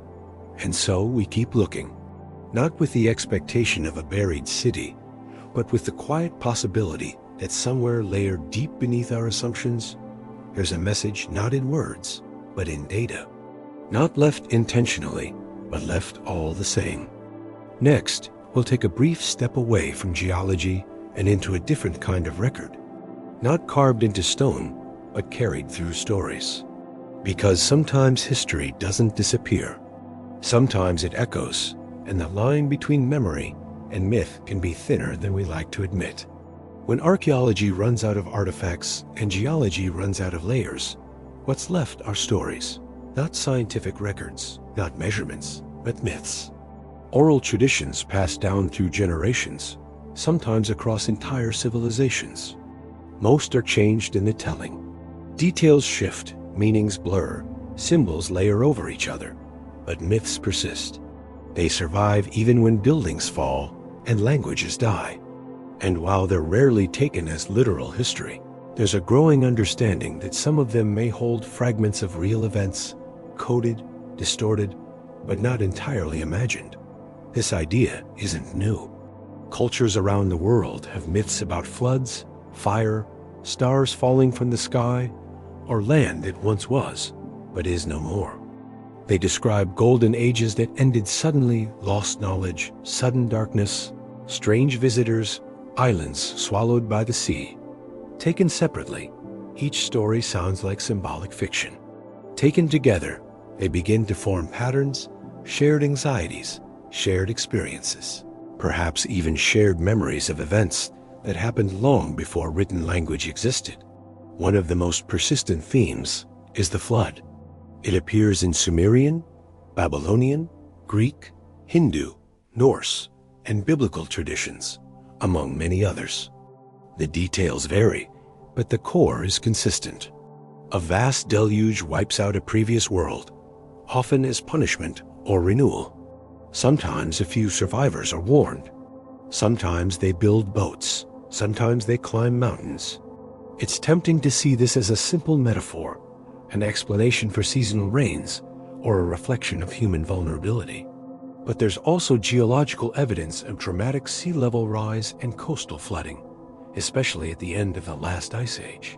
Glaciers melted, seas rose by over 100 meters, and entire landscapes were drowned. People living near those coasts would have seen their world vanish, and their descendants may have told stories about it. Other myths speak of lost lands, Atlantis, Mu, Kumari-Kandam, High Brazil. These places are often described as advanced, beautiful, and doomed. The reasons vary: hubris, war, cosmic punishment. But the endings are always the same. The land sinks, the people vanish, and only the tale remains. Most of these stories are viewed today as fiction, inspired by philosophical allegory or nationalist folklore. But even fiction can preserve echoes. The memory of a submerged land might be real, even if the details are not. There are also stories of knowledge lost. Many traditions speak of a time when people knew more, when ancient wisdom was common, when the stars were understood, when the earth was shaped deliberately. These ideas aren't proof of anything, but they do raise a question. How do cultures come to believe they used to know more than they do now? Not every tradition holds this view, but the ones that do often describe a fall, not just a moral one, but a loss of information, of skill, of contact with something greater. And then there are the anomalies in ancient texts. Tales of machines, flying vehicles, cities in the clouds, weapons with unnatural power. In most cases, these are clearly metaphorical or symbolic, but occasionally the descriptions get oddly specific, too specific. Some argue to be pure invention. Defenders of the myth as memory idea suggest these might be distorted recollections of something real, technologies or events passed down through oral tradition long after the original context was lost. It's a difficult position to test scientifically. Myths aren't evidence. They're not dated. They don't come with calibration marks or geological context, but they are part of the human record. And when multiple cultures tell similar stories without clear contact, it's worth asking why. Modern scholars in anthropology and archaeology have begun to revisit this question, not in search of ancient astronauts or secret continents, but to better understand how oral history works, how stories are preserved, adapted, and passed down. In some indigenous traditions, oral accounts have proven remarkably accurate when matched with archaeological or environmental evidence. Entire landscapes have been described in stories, river paths, glacial retreats, volcanic eruptions centuries before written records. This means that myths aren't just fantasy. They're compressed history, shaped by culture and language, but rooted in experience. They may contain metaphors. Yes, but metaphors for something. And sometimes, with enough patience, those metaphors can be decoded. None of this proves that an earlier civilization existed, but it does complicate the idea that history begins with writing. The absence of a script doesn't mean the absence of memory. And in a world where physical evidence is fragile, but stories can last for thousands of years, maybe myths deserve a second look. They might not tell us what happened, but they might tell us that something happened and that it mattered enough for people to try and preserve it in the only form they could. We'll continue by turning our attention to the ground, literally to the bits and pieces we've pulled from the earth that seem, at times, out of place. Not myths, not metaphors, but materials, things with shape, weight, and texture. Some ordinary, some strange, and some that raise just enough questions to keep this old idea alive. Tektites are small, glassy objects scattered across parts of the earth, often dark in color, aerodynamic in shape, and surprisingly consistent in composition. Most geologists agree they're the product of impact events formed when a meteorite strikes the planet, melts the local rock, and sends droplets of molten material into the atmosphere where they cool and fall back to the ground. They're fascinating, but not mysterious, at least not in isolation. What becomes more interesting is how often these odd bits of material tektites, metal fragments, shaped stones, get lumped into stories that stretch beyond geology. Stories of lost technologies, vanished builders, tools where there shouldn't be tools. And while most of these claims don't survive scientific scrutiny, some of the artifacts they center on are real, not alien, not magical, just hard to classify. They sit in museum drawers, misfiled or unstudied, not because of conspiracy or negligence, but because science moves on when something doesn't fit cleanly. Take the so-called out-of-place artifacts, usually shortened to OOPArts. These are objects thought to have been found in geological strata that predate human history. Examples include metal spheres in billion-year-old rock, carved objects in coal, or machined-looking items embedded in stone. Almost all of them have been explained as misidentifications, hoaxes, or natural formations. But the persistence of these stories tells us something not about ancient machines necessarily, but about how hungry people are for a different narrative, one where civilization didn't start 10,000 years ago, but has been coming and going for much longer. Sometimes these artifacts are genuinely curious. A polished stone ball with perfect symmetry, a copper tool discovered in a layer thought too old for metallurgy, or a carved pattern found deep in a cave where no known culture was thought to have reached. In nearly every case, there are natural explanations, or at least plausible ones. Geology can produce surprisingly regular shapes. Chemical weathering can etch rock in strange ways, and tools can move through layers due to animal activity, groundwater shifts, or human error during excavation. But even if none of these objects turn out to be the smoking gun for a lost civilization, they raise an important point. The deeper you go into the past, the harder it becomes to prove or disprove anything. Sediment gets churned, caves collapse. Dating methods rely on context, and context can be lost. If a technological object were buried in a layer 10 million years old, and it didn't match anything we knew, we wouldn't automatically conclude it was ancient. We'd probably assume contamination, a misplaced sample, a modern object that found its way down. And most of the time, that would be right. But that assumption, though statistically sound, makes us almost blind to the rare cases where it might be wrong. Tools, real tools, can survive for a long time under the right conditions. Stone tools, in particular, are resilient. We found chipped flints over 2 million years old, showing deliberate shaping, clear use wear, and evidence of cultural transmission.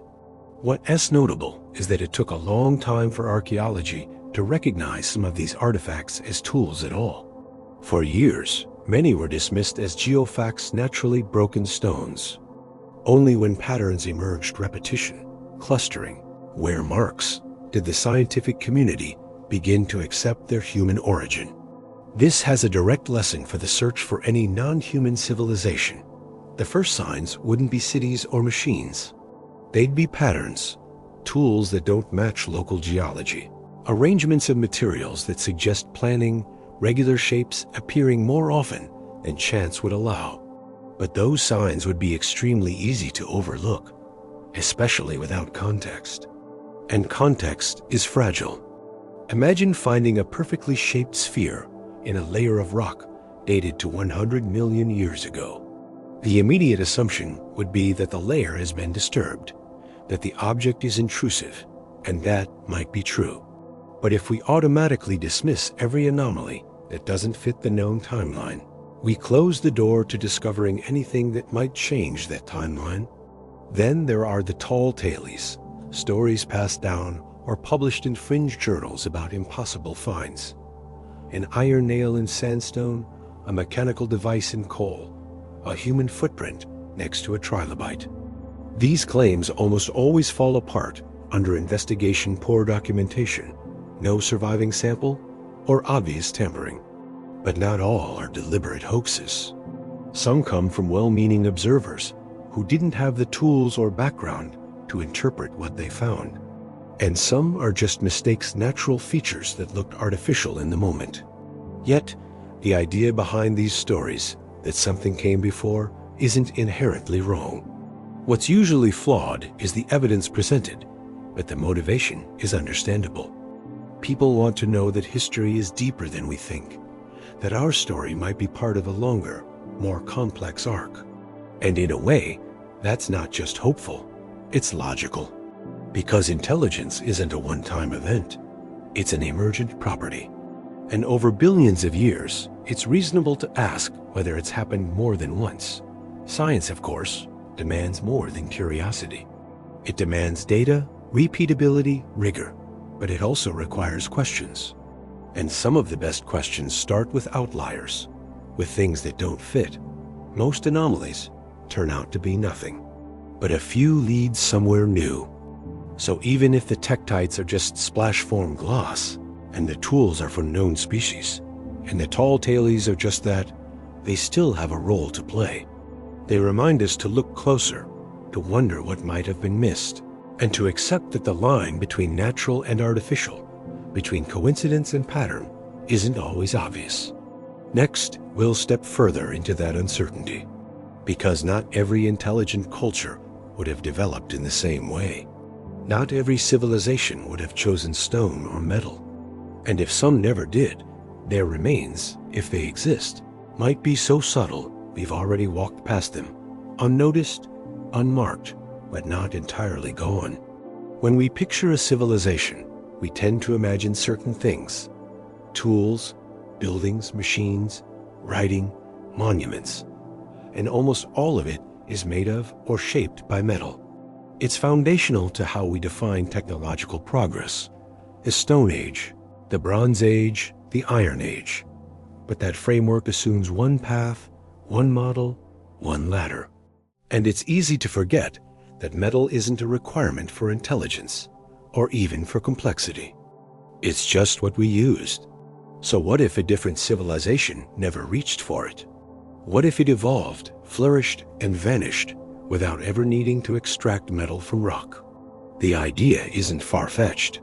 In fact, for most of our own species' history, we lived without metal. Early humans crafted stone tools, built with wood and bone, used fire, understood animal behavior, made clothing, decorated their homes, and developed rich oral traditions, all without smelting a single ounce of ore.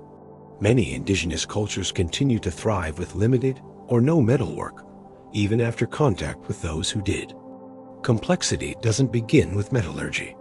It only becomes visible to archaeologists in certain ways because of it. So if we consider the possibility of a pre-human or non-human civilization, it's worth asking, what would their record look like if they never entered a metal age? The short answer is it would be incredibly hard to find. Organic materials would, plant fiber, animal hide, even bone, decompose rapidly unless preserved in extremely dry, frozen, or anaerobic environments. Textiles rot. Wood burns or decays. Anything left exposed to moisture, heat, or biological activity breaks down. Without stone or metal or ceramic to carry the memory of those objects, nothing stays put for long. And even when preserved, organic remains are rarely interpreted as technological unless they show obvious shaping or patterning. A bundle of fibers might be string or roots. A hollowed-out log might be a canoe or just a log. Now consider a hypothetical civilization that was built entirely from biodegradable materials.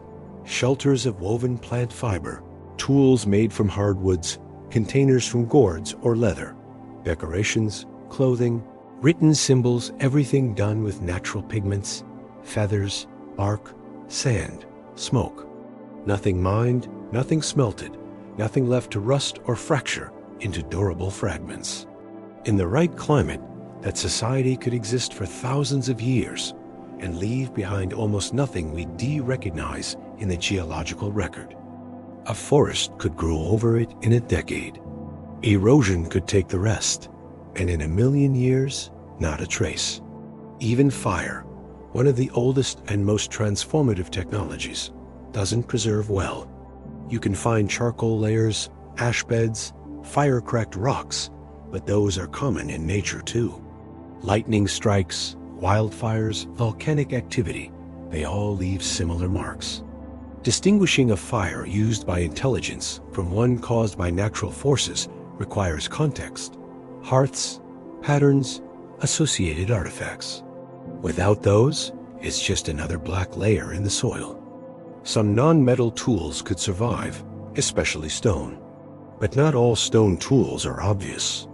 A pebble used to grind grain or soften fiber might never be shaped. A sharp rock used to cut might not be retouched. If tools aren't curated, kept, stored, reused, they blend into the natural background. And if they're used in ways that don't create lasting wear patterns, they're nearly impossible to identify after the fact. It's also possible a civilization could reach high levels of understanding astronomy, agriculture, even medicine without needing heavy industry. Knowledge isn't always tied to material excess. A society might map the stars with naked-eye observations, track seasons with stone or wooden markers, or breed plants through careful observation and selection. They might tell time with water, compute with knots or beads, pass down knowledge through encoded songs. Nothing in those systems demands metal, only continuity. And if that continuity breaks by natural disaster, disease, migration, the knowledge can be lost just as quickly as the tools decay. Language, especially, is fragile. Spoken words vanish with the speaker. If not written or carved, they disappear entirely. And even written records can fade. Paper burns. Bark and leaves decay. Inscriptions in sand, dust, paint, or wood don't last unless intentionally preserved. So if a civilization never developed a durable script or never needed one, we might never know it existed. And then there's the question of scale. Not all civilizations build cities. Some remain mobile. Some blend into their ecosystems. Some value impermanence. Our definition of advanced is biased toward what leaves big footprints: architecture, pollution, energy use. But those are cultural choices, not inevitable steps. A society could be technologically sophisticated, even philosophically advanced, and still choose to live in ways that minimize its geological impact, especially if it learned through experience or disaster that high-impact lifestyles lead to collapse. In that case, what signs would remain? Perhaps modified landscapes, terraced hillsides, altered river paths, plant species growing far from their origin points.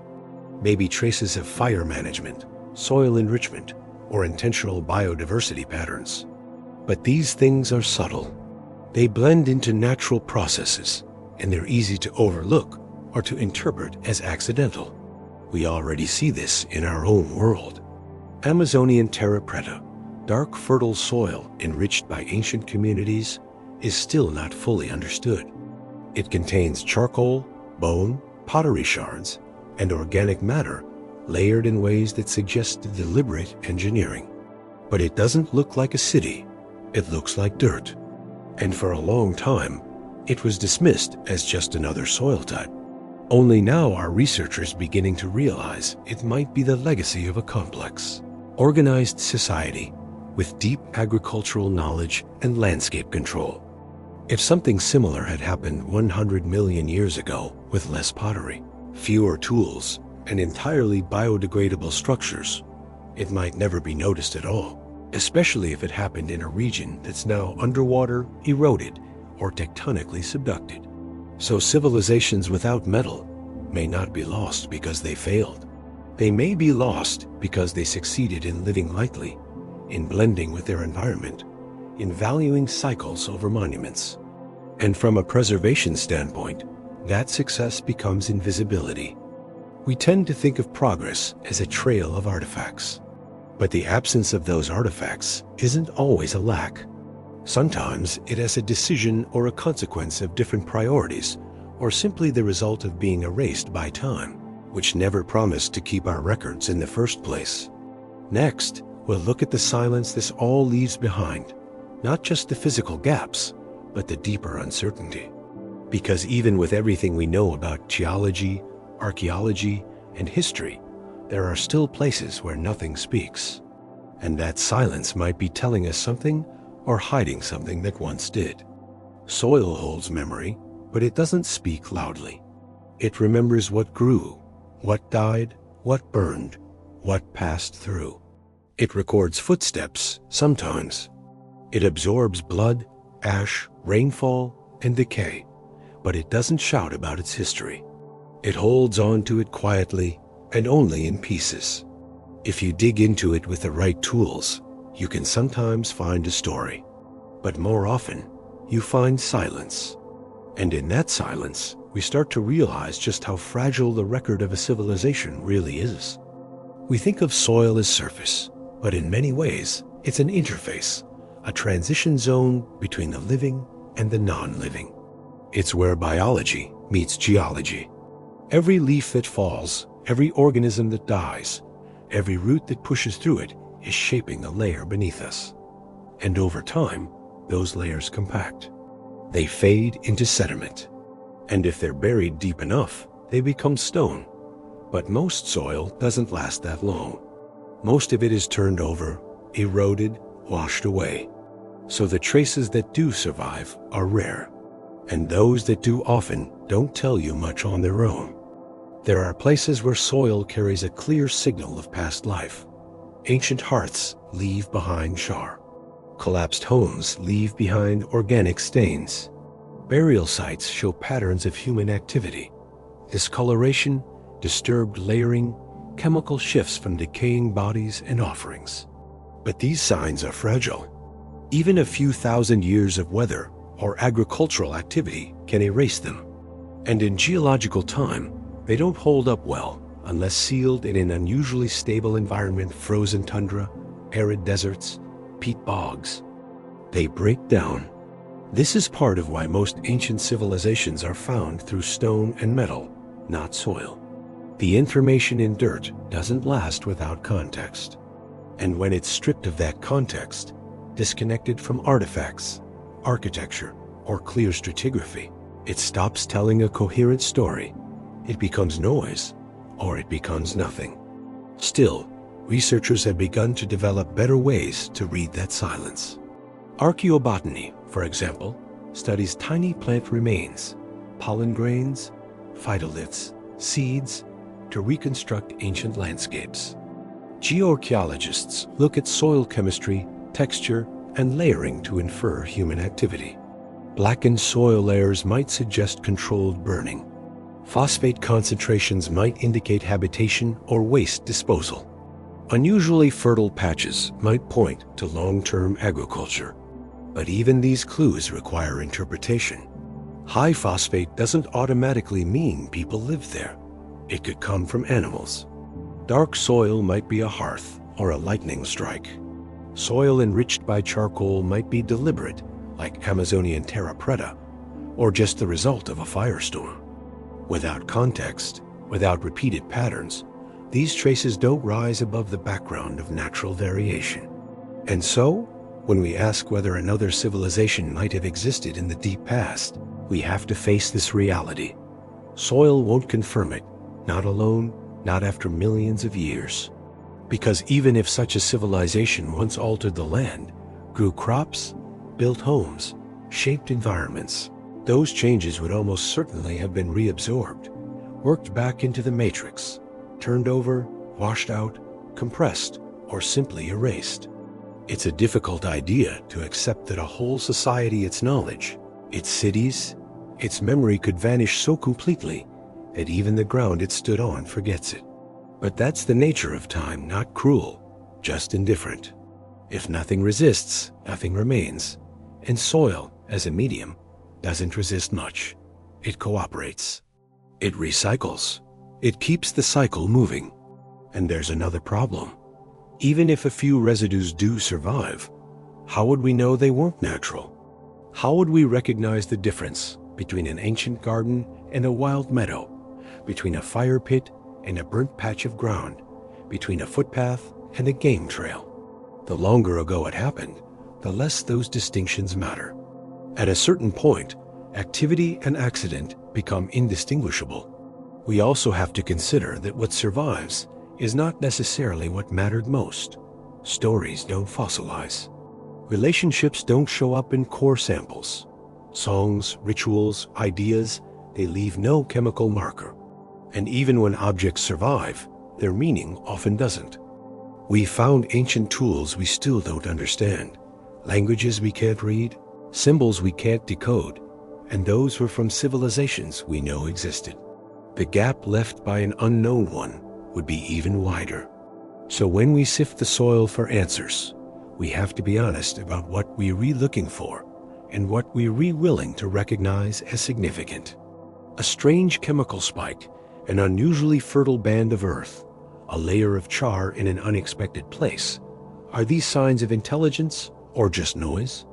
The line is blurry, and in deep time, it's almost invisible. But the silence itself is a kind of answer. It tells us that even intelligence, even culture, can pass without notice, that the earth doesn't differentiate between life that shaped itself through instinct and life that shaped itself through thought. And that, unless something lasts something durable, strange, unmistakably artificial, it will be lost to the cycle. Just another layer, just another shade in the soil. Next, we'll turn from silence to speculation, not about what we'd find if they existed, but what they might find if we disappeared. Because imagining how our own civilization might look from the future gives us the clearest window into what traces a lost one might leave behind and what it might take to notice them at all. If humanity vanished tomorrow, the world would notice it first. Silence in the cities, lights going out, planes grounded, roads empty. But in geological time, that silence wouldn't last. Our absence would register for a moment, then begin to dissolve. What would remain, though, is the question that connects directly to everything we've asked so far.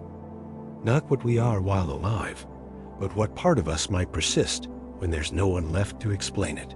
If future beings, human or otherwise, ever looked back at the layers we're building now, what would they actually find? Some signals would be unmistakable. The chemical composition of our atmosphere, for example, is already changing in ways that are visible in ice cores and ocean sediments. Carbon dioxide levels are spiking at a rate unprecedented in the last several million years. Methane concentrations are up. Nitrogen cycles have been altered by fertilizer use. These changes are global and synchronous, sharp, unnatural spikes in what had been a relatively stable pattern. Even without knowing the cause, future geologists would see that something big happened during our time. Plastics are another marker. Synthetic polymers are being deposited almost everywhere. Landfills, rivers, oceans, mountains, snow. Microplastics are found in marine sediments, in fish, in human blood. They're resistant to decay in many environments, And even if broken down into smaller fragments, their chemical fingerprints might remain. Future researchers might find thin layers of microplastic-infused sediment appearing abruptly in the geological record and distributed planet-wide. They'd stand out, not because plastic is indestructible, but because it's distinct, unnatural, a layer made of things the planet never made on its own. We're also altering the mineral composition of the planet in subtle ways. Industrial processes create new minerals, some never before seen on Earth. Fly ash from coal combustion, slag from metal smelting, concrete particles, synthetic pigments, artificial alloys. These technofossils are forming now, often embedded in concrete or buried in landfills. In the distant future, they might show up as anomalous inclusions in sedimentary rock, sharp-edged fragments with precise ratios of elements that do unnaturally cluster together. Then there's radiation. Above-ground nuclear testing in the mid-20th century scattered isotopes across the globe: cesium-137, plutonium-239, and others. These isotopes decay at known rates, but they're measurable even now in soil, ice, and the bones of animals. The radioactive signature from this brief but intense period could persist for tens of thousands of years, possibly longer in shielded environments. To a future observer, it would look like a sudden burst of radiation with no apparent natural cause. Our cities, ironically, wouldn't last long. Above ground, buildings would collapse from neglect within decades. Steel rusts, concrete cracks, glass shatters, rebar expands, plant roots pry open foundations, moisture seeps into every crevice. In 1,000 years, most structures would be unrecognizable, buried, eroded, overtaken by forest or desert. In 10,000 years, you'd have to dig to find the remains at all.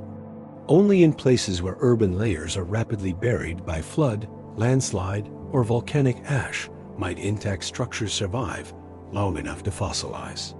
And even then, they'd likely collapse into jumbled debris, stripped of form, disconnected from meaning. Deep underground, some structures might fare better. Subways, bunkers, mines, waste repositories, anything sealed from the surface might last much longer, especially if they're in geologically stable regions. Future excavators might find strange chambers filled with unknown materials or corridors carved with unnatural precision. But without records, without context, those too would be difficult to interpret. A data center might look like a cave. A missile silo might look like a natural void lined with strange minerals. Our machines, cars, phones, airplanes, satellites wouldn't age gracefully. Metal corrodes, wiring breaks down, plastics degrade. Buried in sediment, a few might last longer in partial form. Engines fossilized in place, circuit boards turned into mineral composites. But most of our technology is designed to function, not endure. And once function is lost, the shape quickly follows. Our data is even more vulnerable. Magnetic drives lose coherence. Optical disks degrade. Solid-state storage can't hold charge indefinitely. The vast sum of our recorded knowledge, books, films, digital archives would vanish unless preserved by accident. Carved stone lasts, etched metal plates might, but hard drives? Almost certainly not. Our entire digital culture could become a blank spot in the sediment, known only by what else was changing chemically while we were alive. Agriculture might leave longer fingerprints. The global reshaping of ecosystems, cleared forests, terraced hills, monoculture fields has changed erosion patterns, soil chemistry, even plant evolution. Thousands of years from now, fossilized pollen might show sudden dominance of just a few species. Patterns of deforestation might leave odd carbon signatures in sediment. Future botanists could infer widespread cultivation. But again, without tools or texts, it's a partial story. Agriculture without farmers. Domesticated animals leave bones. They might show up clustered around ancient settlement sites. Dogs, cattle, sheep, pigs all genetically distinct from their wild ancestors. Fish farms and livestock facilities might leave concentrated remains, chemical signals, trace antibiotics. If sediment locks them in fast enough, those bones might persist for tens of thousands of years, maybe more. Fossil fuels are also a signal. The massive extraction and combustion of coal, oil, and gas leave distinct traces, not just in the air, but in soil and water. The isotopic signature of burned fossil carbon is already being detected, and in some future layer of rock, the shift will look sharp. Compressed into a few centimeters of sediment, it will signal a planet out of balance.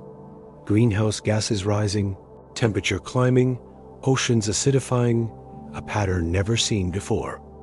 And possibly, if we disappear, never seen again. So what would we leave behind? Not monuments, not stories, but chemistry.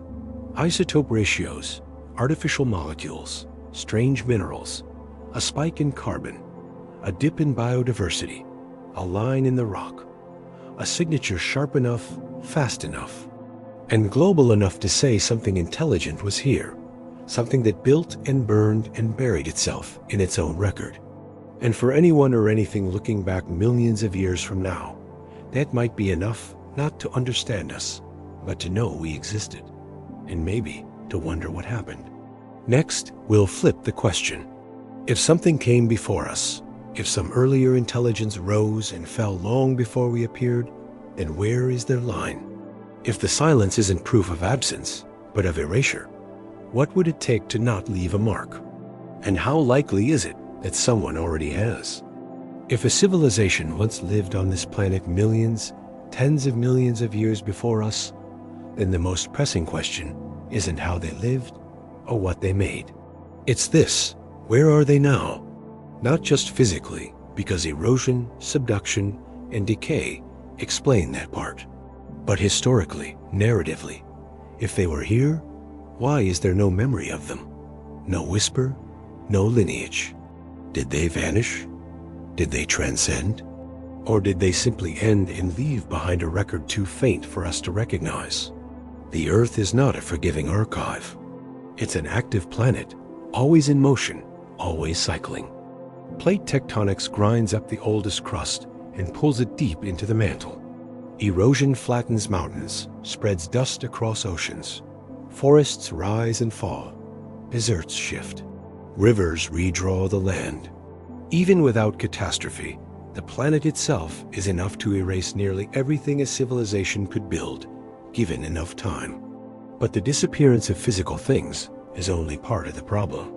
What we're really asking is why there is no clear cultural thread, no myths that obviously point to a pre-human intelligence, no traditions that preserve their knowledge, no clear break in the evolutionary record that suggests intelligent intervention or artificial modification. In short, no sign that anyone like us came before us. One answer is simply scale. Human civilization, as we know it, is just a few thousand years old. Agriculture is maybe 12,000 years old. The industrial age, 200 years. The digital age, a few decades. And in that time, we've reshaped the entire planet. Now imagine a civilization that lasted just as long, 10,000, 20,000 years, but did so 50 million years ago. What would be left? A few layers in the sediment, at most. And unless they seeded life, changed the genome of species, or left clear, enduring artifacts, their influence might blend into the natural record. We often think of intelligence as a thing that accumulates, builds on itself, grows in complexity, leads to inevitable outcomes. But that's a projection. Evolution doesn't care about continuity. A species can go extinct in a single generation. A culture can collapse over a few seasons. Complexity is not a shield. An intelligence, once lost, doesn't guarantee a second attempt. They could have ended suddenly. A war, a climate event, a runaway technology, or just the slow attrition of stability soil depleted, species lost, systems too interconnected to adapt. And if they collapsed, their population might have dropped rapidly, scattering, regressing, disappearing. With no one left to preserve their knowledge, memory would fade, language would unravel, stories would fragment and dissolve. Or they could have left not to space necessarily, but to silence, to minimalism, to a way of life that deliberately chose to stop growing outward. Maybe they recognized that expansion had limits. Maybe they chose not to build monuments, but to blend, to scale back. And over generations, they might have faded from the physical world without disaster or regret, not a fall, but a letting go. In that case, they might have erased themselves so cleanly, we'd never know they were here. There's also the unsettling possibility that they didn't live long enough to leave a story. That intelligence flared briefly, never reached critical mass, and was wiped out before it could establish memory. Not all sparks become fire. And in a world full of predators, natural hazards, and biological risks, a species might gain consciousness, but not culture, or culture, but not civilization, or civilization, but not resilience. If we ask where they went, we also have to ask what we're assuming about they. Were they like us, bipedal, tool-using, language-speaking, or something stranger? Octopus minds, tree-dwelling network intelligences, oceanic collectives? Intelligence doesn't have to look like primates building machines. It could emerge in forms that do and leave the kind of traces we know how to look for. And if so, then we might be asking the wrong version of the question. Not where did they go, but what were they to begin with? Even if they were here, and even if they left some mark, recognizing it would require us to step far outside our assumptions. We'd need to notice not artifacts, but absences. Not ruins, but disruptions. We'd need to be open to finding traces not just in rock or metal, but in genes, sediments, isotopes, patterns that don't align with natural processes, yet don't scream machine either. So maybe they didn't go anywhere. Maybe they were folded into the biosphere, recycled into dust and code and cell. Maybe we've already dug through their cities without knowing. Maybe the silicon in our microchips was once the foundation of their homes. Maybe their legacy isn't gone, just scrambled, diluted, repurposed by the relentless metabolism of the Earth. Or maybe, in some form, they're still here, not biologically, not consciously, but embedded in the systems they left behind, reshaped ecosystems, redirected rivers, modified genomes, structures too old to be labeled, too strange to be claimed, too ambiguous to be remembered. Remnants that don't announce themselves, because they no longer recognize us as their audience. The deeper we dig, the more we understand that loss isn't always loud. Endings don't always come with warning. And disappearance, especially on a planet like this, can be complete. Next, we'll ask a harder question. Not whether a past civilization existed, but whether we'd believe it even if we found the evidence. Because knowledge isn't just about data, it's about recognition. And belief, when it comes to rewriting the story of who came before us, has always been the hardest part. Humility isn't something science demands, but it is something the universe tends to enforce. Every time we've assumed we are at the center of things, we've been moved outward, first from the Earth, then from the Sun, then from any special place in the galaxy. And now, when we look at the deep past of our own planet and ask if we were the first to reach this level of awareness, we face another kind of decentralization, one that doesn't say we weren't first, but gently reminds us we might not know either way. This is the humbling possibility that intelligence is not unique, that it can arise more than once on the same planet, and that it can vanish so thoroughly we wouldn't even notice, not because it didn't leave traces, but because we've already explained those traces away or never saw them in the first place. We tend to think that if something important happened, it would be obvious, but that belief assumes permanence is normal. It isn't. The vast majority of human history has been lost, even from the last 10,000 years. Entire cultures left no written records. Entire cities left no visible ruins. How much more could be missing from 10 million years ago? or 100? The geological record isn't a book. It's a puzzle missing most of its pieces, with no picture on the box. And we only notice pieces that contrast sharply with the rest. Something black in a white layer, something jagged in a smooth one. Strange things get attention. The subtle ones disappear into the background. This is why the idea of a pre-human civilization is so difficult to explore, not because it's absurd, but because it exists in the exact space where evidence is weakest and interpretation is softest. It requires science to make room for doubt without abandoning rigor, to hold space for the unknown without filling it with fantasy. Most scientists don't resist the idea out of arrogance. They resist it out of training. Extraordinary claims require extraordinary evidence, and so far, there isn't any.